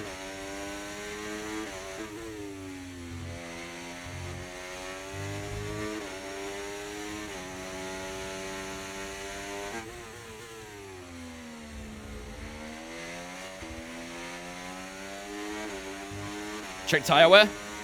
Tyre wear's good. Rear tyres on 17 and 15. We've been on these tyres for about nearly 20 laps, I think. They wear about 1% per lap in them rear tyres, so the tyre wear's pretty solid. I don't know, I just feel like we can wait for soft tyres. I just don't know if it's worth it, because the soft tyre durability is terrible. Absolutely terrible. We can go soft, so I just don't think it's worth it. Softs will last about 10 laps max, I think. The softs are really bad here. He's in. He's in. George is in. George is in. Hamilton's in. I think Hamilton's going to hard tyres. I think Russell's going mediums. Wait.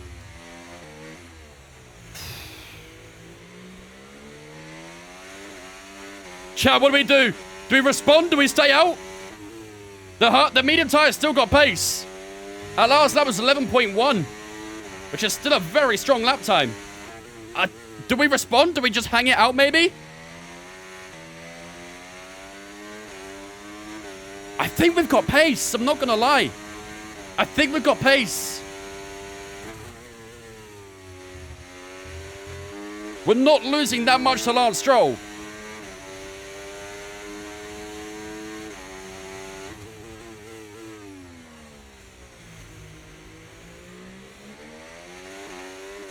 I think I'm going to hold.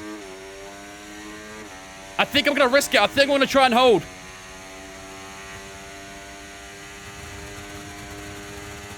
Look close in as well.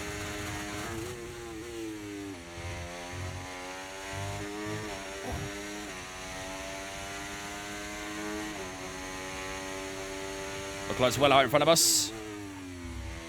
As expected. Gap to your teammate behind, 12.2 seconds. Ah! These strategy calls are so tough today, man. Okay, keep an eye on that gap ahead, please. 5.7 seconds. We just got green the first sector. If we box for mediums, are we sure we even catch Stroll again? This might be the best way of getting P4. Is by actually holding right now, I think. Because I think if we go fresh mediums, I can't guarantee we catch Stroll again. I don't know if we've got enough laps and time. Box lap 60 for softs? I don't think the softs are worth it.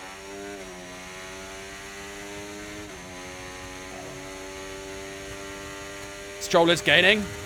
By how much? Is it a significant amount? Just put in the fastest lap of the race. 11.0 that time around.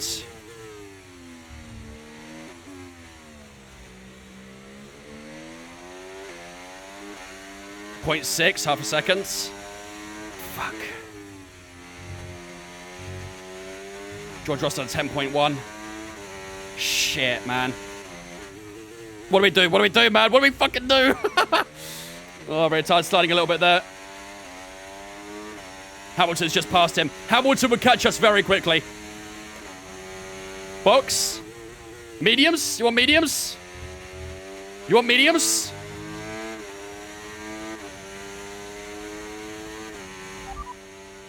Set medium tires. Affirmative, medium tyres at the next stop. All right, I'm trusting you guys, chat. I'm trusting you guys. Box this lap. Okay, mate, our best lap so No! far, 1 minute No! 10.4. Right, I'm just gonna click it. at the end of this lap, please. All right, here we go. Let's do this.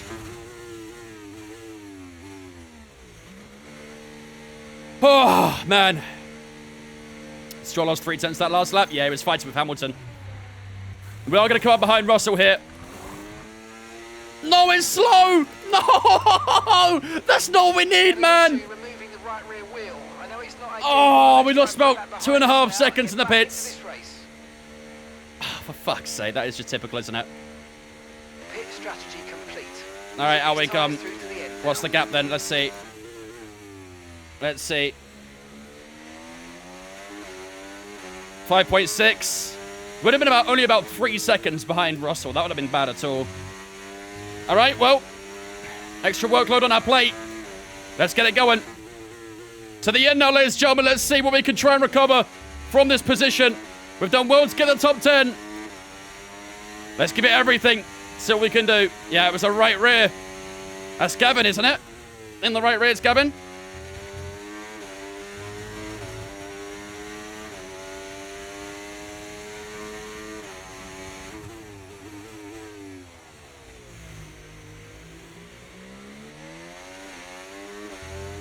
Is it Dimitri? I forget who's on the right rear. We've not had a mistake in a while, so I forgot the names. You only remember the names when they're being bad.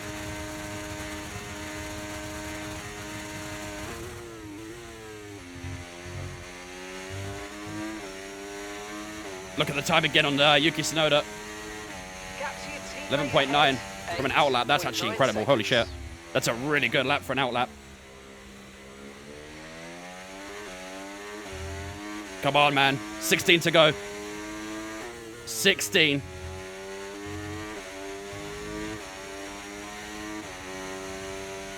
Okay, Yuki so Tsunoda 3.6 away. We're coming for you, Yuki. We're coming. I hope you're ready.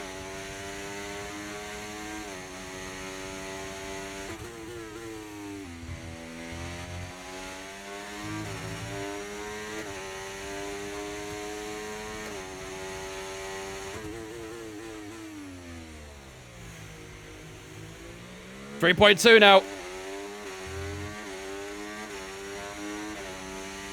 He's not got DRS and Russell either, so this should be some pretty easy time gain right now. These fresh medium tyres are going to be very grippy at the moment. Through the final chicane we go. A little bit loose on entry, but kept it together. Over the line we go. This is going to be a 10.4 new PB for ourselves. Not by much, but it is a new PB.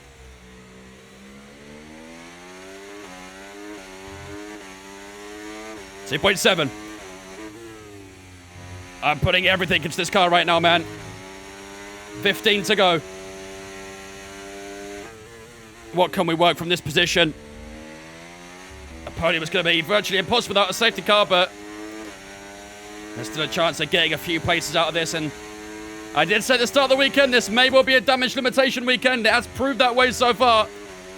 Every position we gain right now is vital to the championship at the end of the season. Leclerc in second place right now, and Verstappen, I believe, is in third. There are two title rivals as it stands, so they will gain on us going into the next Grand Prix, which I believe is in Spain.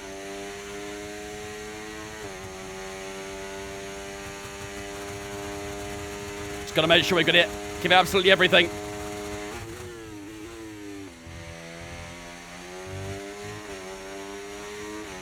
.4. Pretty much identical lap times at the moment.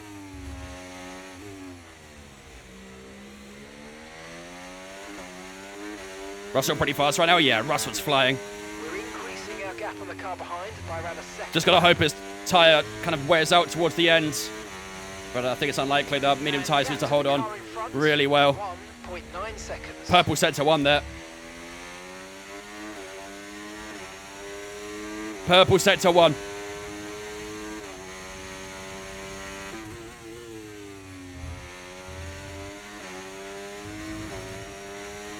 .9 away, 9 tenths away from that DRS. And that'll get us a good bit of lap time, that DRS as well. So the sooner we get that, the better. No tyre concerns at the moment, just focus on the driving. Oh, that's tough, HP.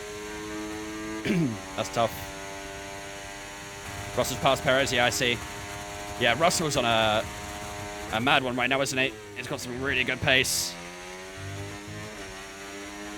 I'd be really interested to know where we were if we didn't have that spin, man. I feel like we could have fought for a podium for sure because our pace has been very strong.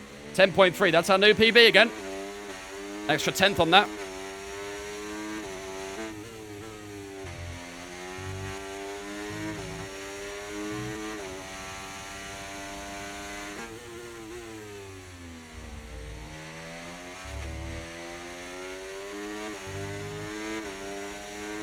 Unless safety car prediction's done. Yeah, I think so as well. I think so as well. I mean, we had 2 mechanical failures, but you never get safety cars for those, so. Monkey Brain Thol, Josh, Big Daddy, thanks for us on Twitch, guys. Appreciate you. Welcome in.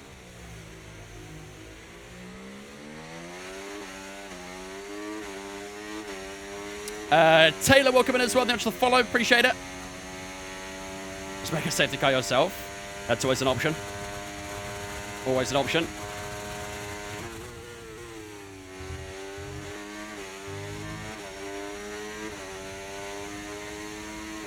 Didn't get a lot on Yuki that time around. Well done, but be aware these tyres need to get us to the end of this race. Yuki's holding up some good pace right now, but it seems a bit.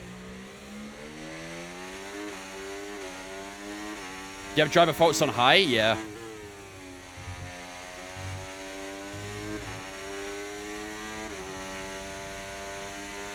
I think so anyway. Ooh, did we get to DRS? Nice, we did. That's huge. Great set to 1, by the way. Holy shit. Haven't gained so much time in set to 1 there.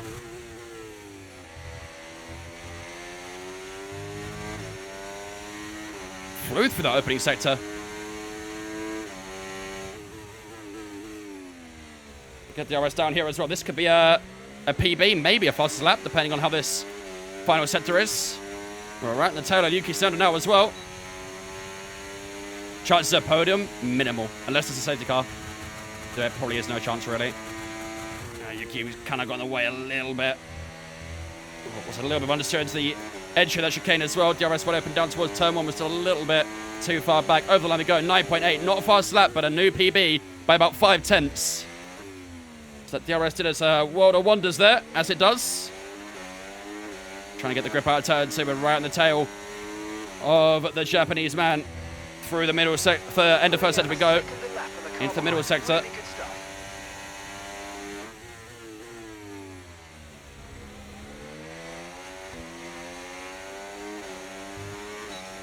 I have to get that game someday just to get my career mode advanced. Honestly, the career mode in this game is pretty damn good. Much better than in previous games. P1 chances? We have no chance of getting a podium, so getting a P1, yeah, I don't think there's chances are any higher on that one, I'll be honest.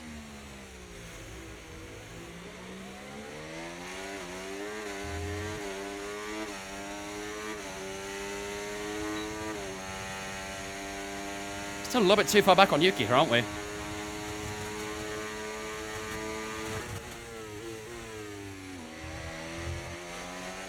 That was a good chicane, though. That was a good chicane. Around the outside, down towards turn 1. We can break latest. Us by a mile. Nice. Good move, good move. 5.6 to Sergio Perez, 6.1 to George Russell. They've got DRS to each other, so they're going to be pretty quick right now. Let's see if we can try and escape the DRS of Yuki Tsunoda first of all, though. Okay, gap The most ahead, important thing to do. 5.5 seconds. Got the move done on him, and I think it was just inside the DRS at the detection point.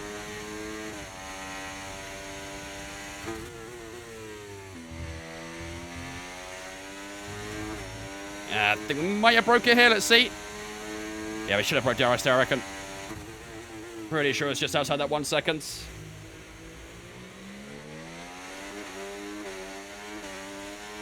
Ah, come on. Do a Bottas and Zambot, 19th second in last lap. My go. I'd love to do something like that, but it'll be tricky. 10 laps to go. 10 laps to go.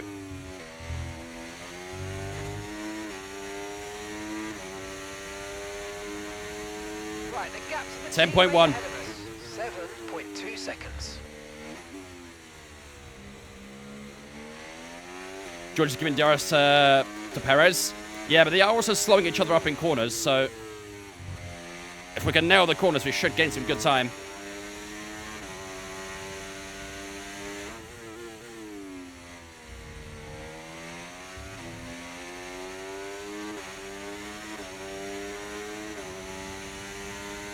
Do you think Colapinto is more financial based rather than actual sporting based? Mix of both.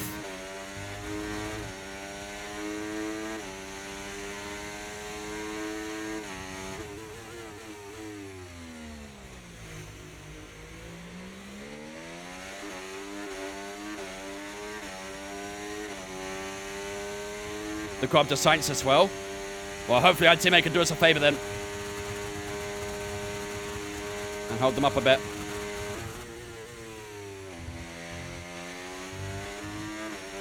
Come on, let's keep pushing, man. Let's keep pushing. Oh, we've got to do a cockpit. GG. Race over. The car behind is dropping back by about 0.3 a lap. Well done. Race over.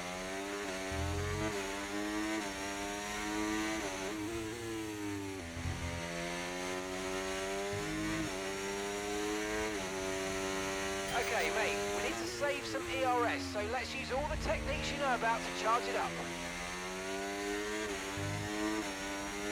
We're not going to get top 8 now.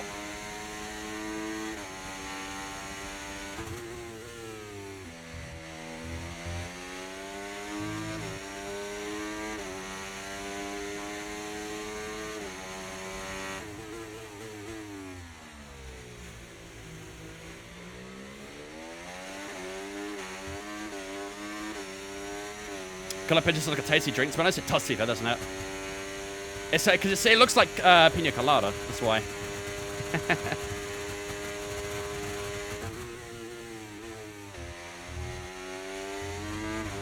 Yeah, we lost time to the guys in front. I think that might be GG, chat. Not gonna lie. I think that might be GG. Didn't get any time. Lost so much time there. Wonderful. Absolutely wonderful.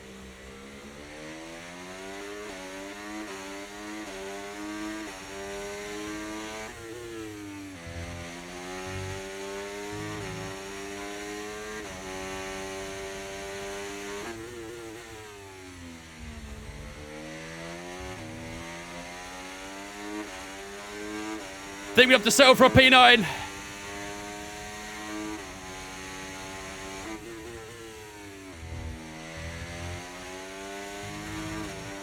Just not getting anything on these guys in front.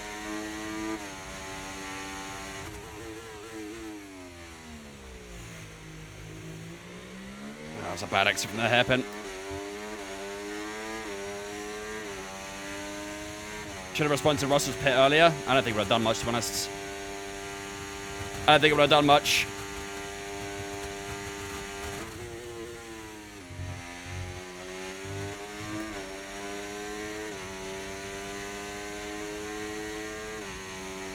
Maybe we should have stayed out. I mean, it would have been dry toast if we stayed out. Our lap times right now are constantly in the 10s. Previously, they were high 11s when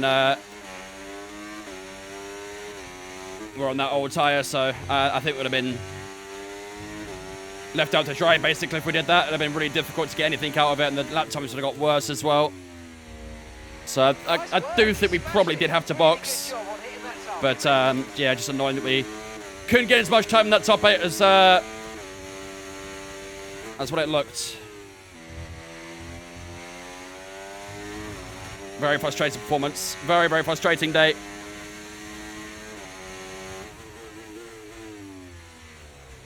One of those weekends to forget for ourselves, really, isn't it?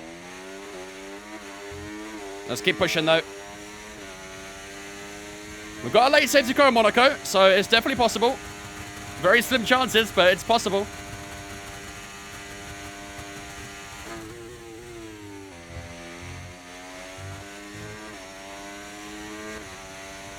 Am I top of the Drivers' Championship? Yeah. We will stay on top as well, but we will lose a bit of that gap. Ronnie going to score a couple points here, obviously.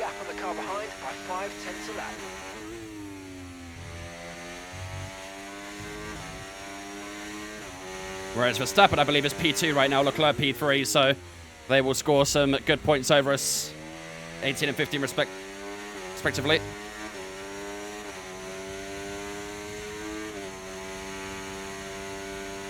Tyre condition still looking good. Doesn't say it's got to get disabled like 5 laps before the end of the race. 2 or 3 laps before, I think it is. In Monaco, it came out on lap 74 or 78, and then boxed to the end of lap 76. It might be 75 or 78, actually. So, we can still get a safety car, but once we get the 78, no-go, basically.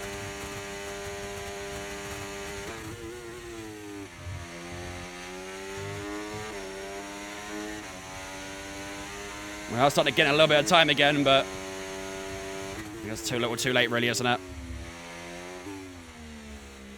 Too little too late.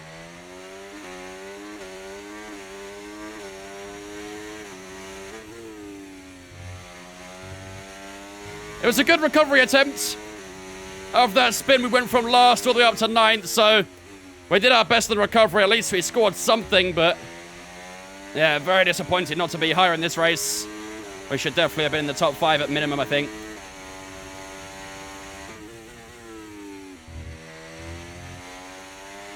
Tough one to take. Very, very bitter pill to swallow.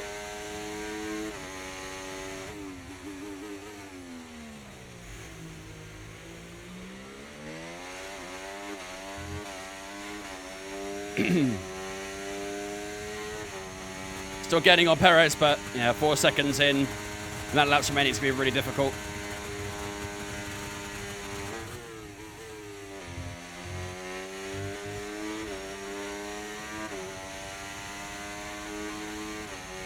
.1 that time round.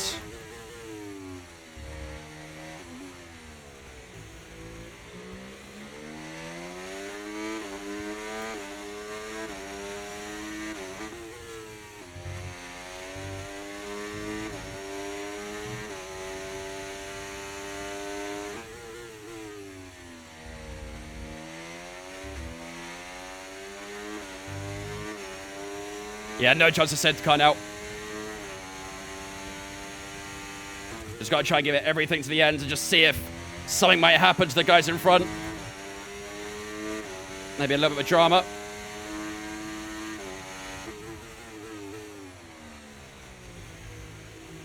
Box and take fast lap? No way.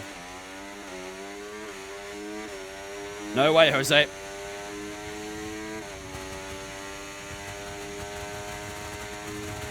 Might finish behind Norris if we do that.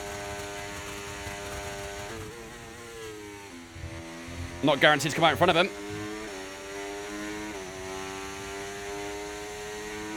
We're starting to catch the car in front, but we need to look after the tyres. Yeah, we did, great. Another pit stop. Okay, gap to the car ahead. 3.4. 3.6 seconds.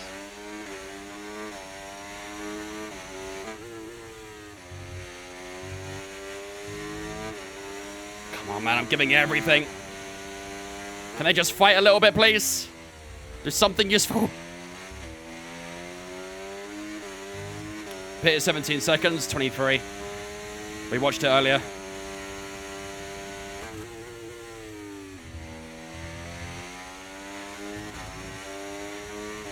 Yeah, we didn't gain much on this lap so far. Well, they are quite slow on entry to the chicane. This hairpin, sorry. Come on, can these guys scrap or something, please?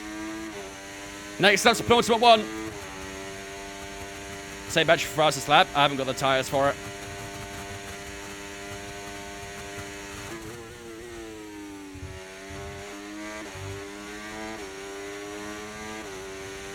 Russell and Sainz were close next to each other there. They didn't go side by side, though. They were close.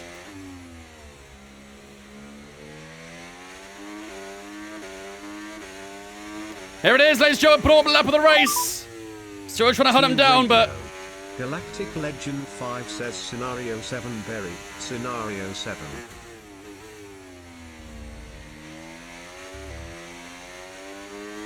.2.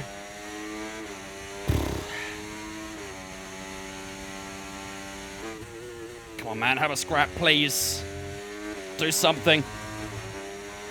Do something.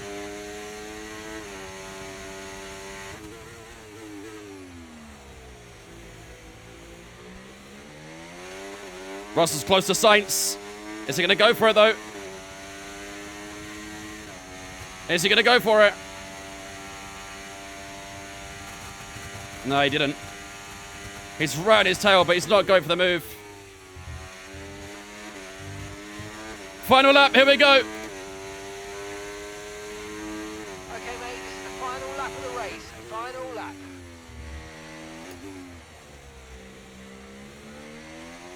The car behind started to drop back. There's a gap beginning to form. Let's make the most of it.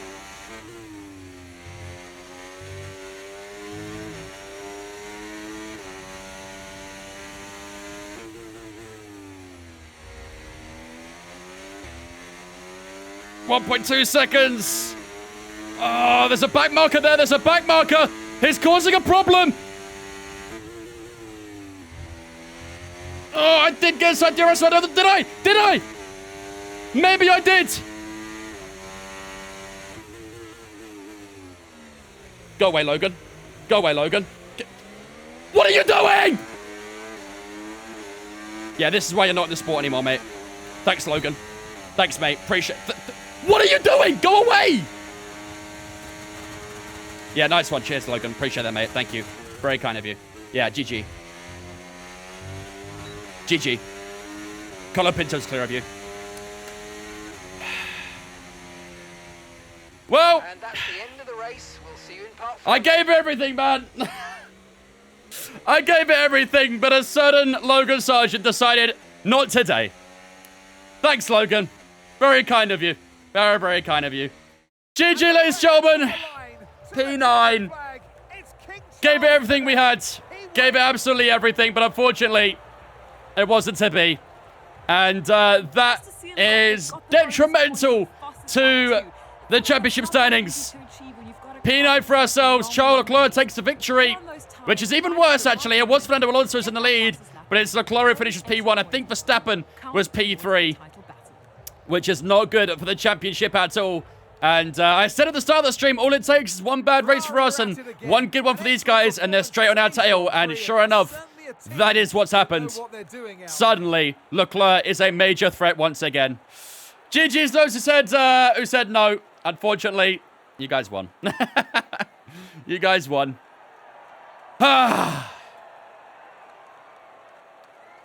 This is the polar opposite kind of this year. It really is. It really is. We worked hard for it, but it's not to be. It's not to be. We go again in Spain, I think. It was Spain, right? That's next. Pretty sure it is.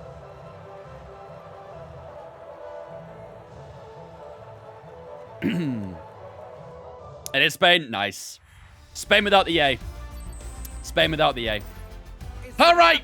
There it is, ladies and gentlemen. That is the end of the Canadian Grand Prix. P9 for ourselves. Only the 2 points. That's all we can accumulate from that one. Carlos Sainz, again, not the greatest race. I mean, P12 to P6 isn't a bad race from Carlos, so it's better than ours at least. But, yeah. Unfortunately, Carlos does beat us, so... Yeah, not good for the constructors either, really, is it? Not good for the constructors standings either. Show this bit, I'll show it in a second, yeah.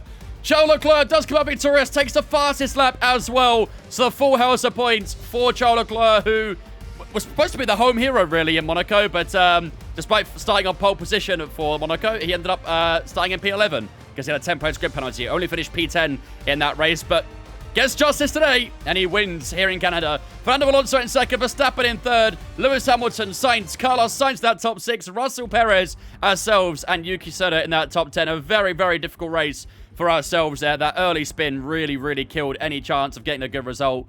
And, yeah, I think without that, we probably would have been, we're about... I mean, how much time did we lose from that spin? It was about 10, 15 seconds? So we probably would have finished ahead of Lewis Hamilton. Maybe about P4, I think we would have finished. Maybe right behind Verstappen. But, yeah. It is what it is. It happens. We go again next time out in Spain. Let's have a look at the Drivers' Championship then. We do maintain the lead of the championship, but the gap has come down from 46 points to 33. So it still is a pretty solid gap. But, yeah, it has come down by a good amount. Verstappen now on 126. 33 points behind us. Leclerc, 1 point behind Verstappen. 34 points behind us. So we still have got a pretty healthy gap. But, of course, again, like I said at the start of the stream, if we do get a couple of bad runs, then it's enough for them guys to catch up to us and maybe even overtake us. Devonk spun. We did spin. Alonso in 4th right now on 97 points. 37 up on Lando Norris in 5th. Hamilton, Perez, Sainz in P8. George Russell and Lance Stroll in that top 10. Still only a few drivers score points. Both the Saubers of Ricciardo and Zhou, Ocon and Sargent are yet to score a point so far this season. As for the constructors, unfortunately, we have taken a bit of a hit there as well. 205 points for us. We still lead the championship by 24 points in the constructors. 181 for Ferrari, 177 for Red Bull. Very close together, those two. Aston Martin in 4th at 124. McLaren and Racing Bull in 5th and 6th. Alpine, Haas, Williams, and Sauber complete your top 10. The slow stop had a huge impact in the end. Yeah, you're right, actually. Yeah, you're absolutely right. Because that slow stop lost us 2.4 seconds, was it? Compared to what we usually get. So, yeah, we would have overtaken them. We would have finished maybe ahead of Carlos Sainz. Maybe. So, you're spot on, I'm afraid. That slow stop, unfortunately, lost us a good few positions. So, oh, well, that's racing for you. That's racing. Right, let's have a look. Let's have a look at what truly happened on, I think it was lap 2.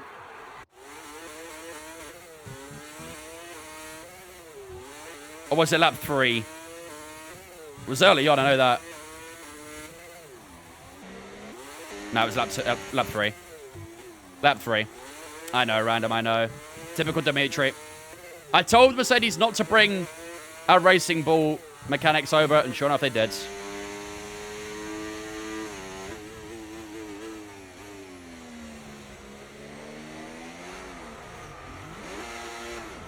Man, it's such a clumsy spin, bro. That is such a clumsy spin. I tried to take a slightly different line. Trying to kind of get the exit more than anything. The car started sliding mid-apex.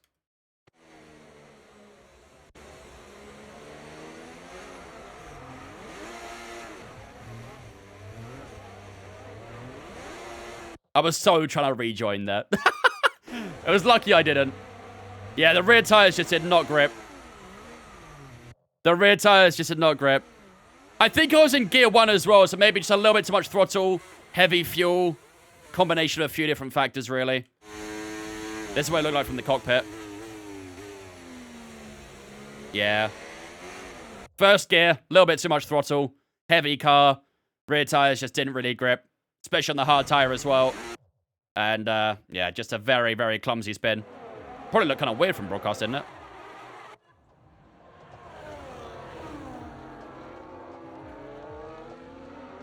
Yeah. Happened quite quickly.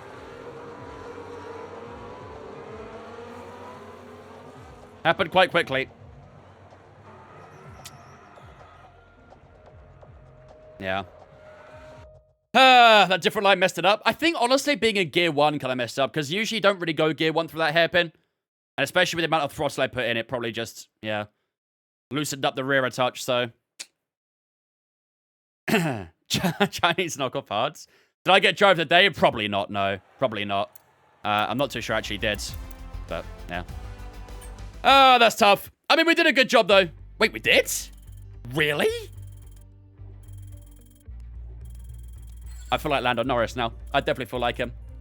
Gaming Master, thanks for following, mate. Appreciate it. Yeah, I'm not too sure if we deserve drive that day. I know we had a good recovery going from last to 9th, but, all right, whatever. I'll take it. I'll take it. Right, let's see what else we got to do here. Anything else to do? No. No real gains on that. Well, we got a few gains, but nothing improving on rating.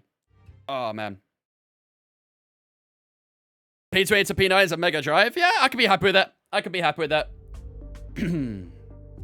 It's just been nice to have if we got a P6 or something like that, a top 6. Because again, you know, as we said earlier, you know, if we just had a good pit stop, that would have been enough to get a top 6. But yeah. Yeah, we should be able to do durability. We've got 1.3k, so let's see. Yeah, we can afford something. We can afford an energy store upgrade, an MGUH upgrade, or a turbo upgrade. Let's see what wears the most. So turbo 28. Don't think we need a turbo upgrade, really. MGUH 26. What was the other one? Energy store? Was it?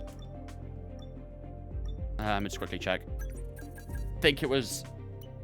Yeah, energy store. MGUH. Turbo. Let's see what our turbo's at. Oh, sorry, energy store. Oh, 25. Okay, we've got a turbo upgrade then.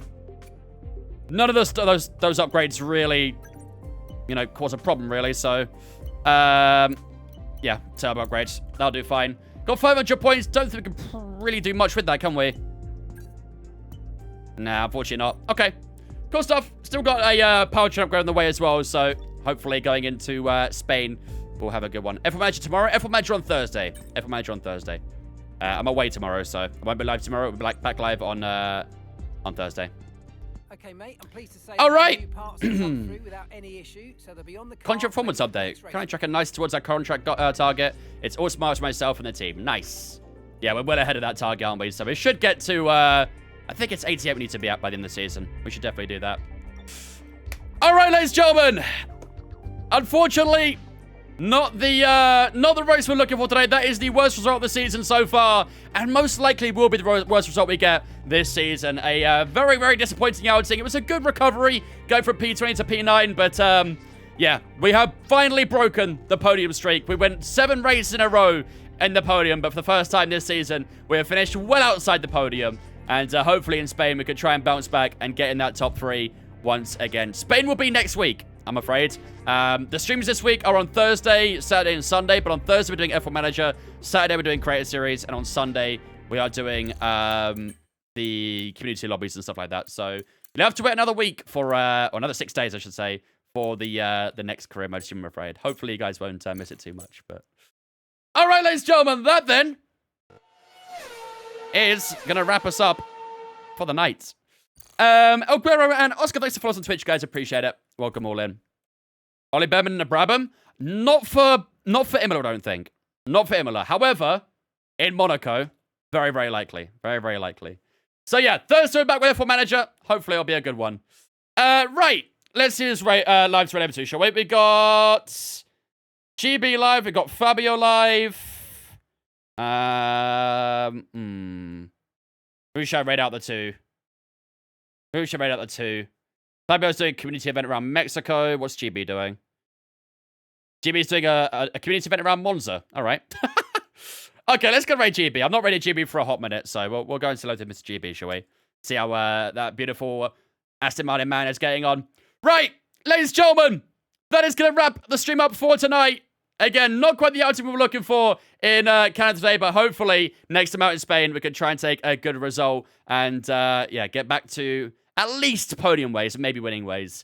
If you haven't already, make sure to follow me on social media, Twitter, Instagram, Discord, all in the chat. Make sure to jump in on Discord if you haven't already, so we get announcements we go live, the schedule so you can see what we're doing on what day, and of course, you can hang out with me and all the other viewers on Discord as well. And of course, when I sign up for our community race on Sunday, we're doing a 50% full qualifying race around Montreal on Sunday. If you guys want to join on that, make sure you join Discord. Only place where you can sign up for that and join in on that. But until Thursday, ladies and gentlemen, have a fantastic rest of your night. Get the Vince Raids up in the chat. And I'll see you guys on Thursday evening, ready for the next 2 races of our F1 Manager adventure.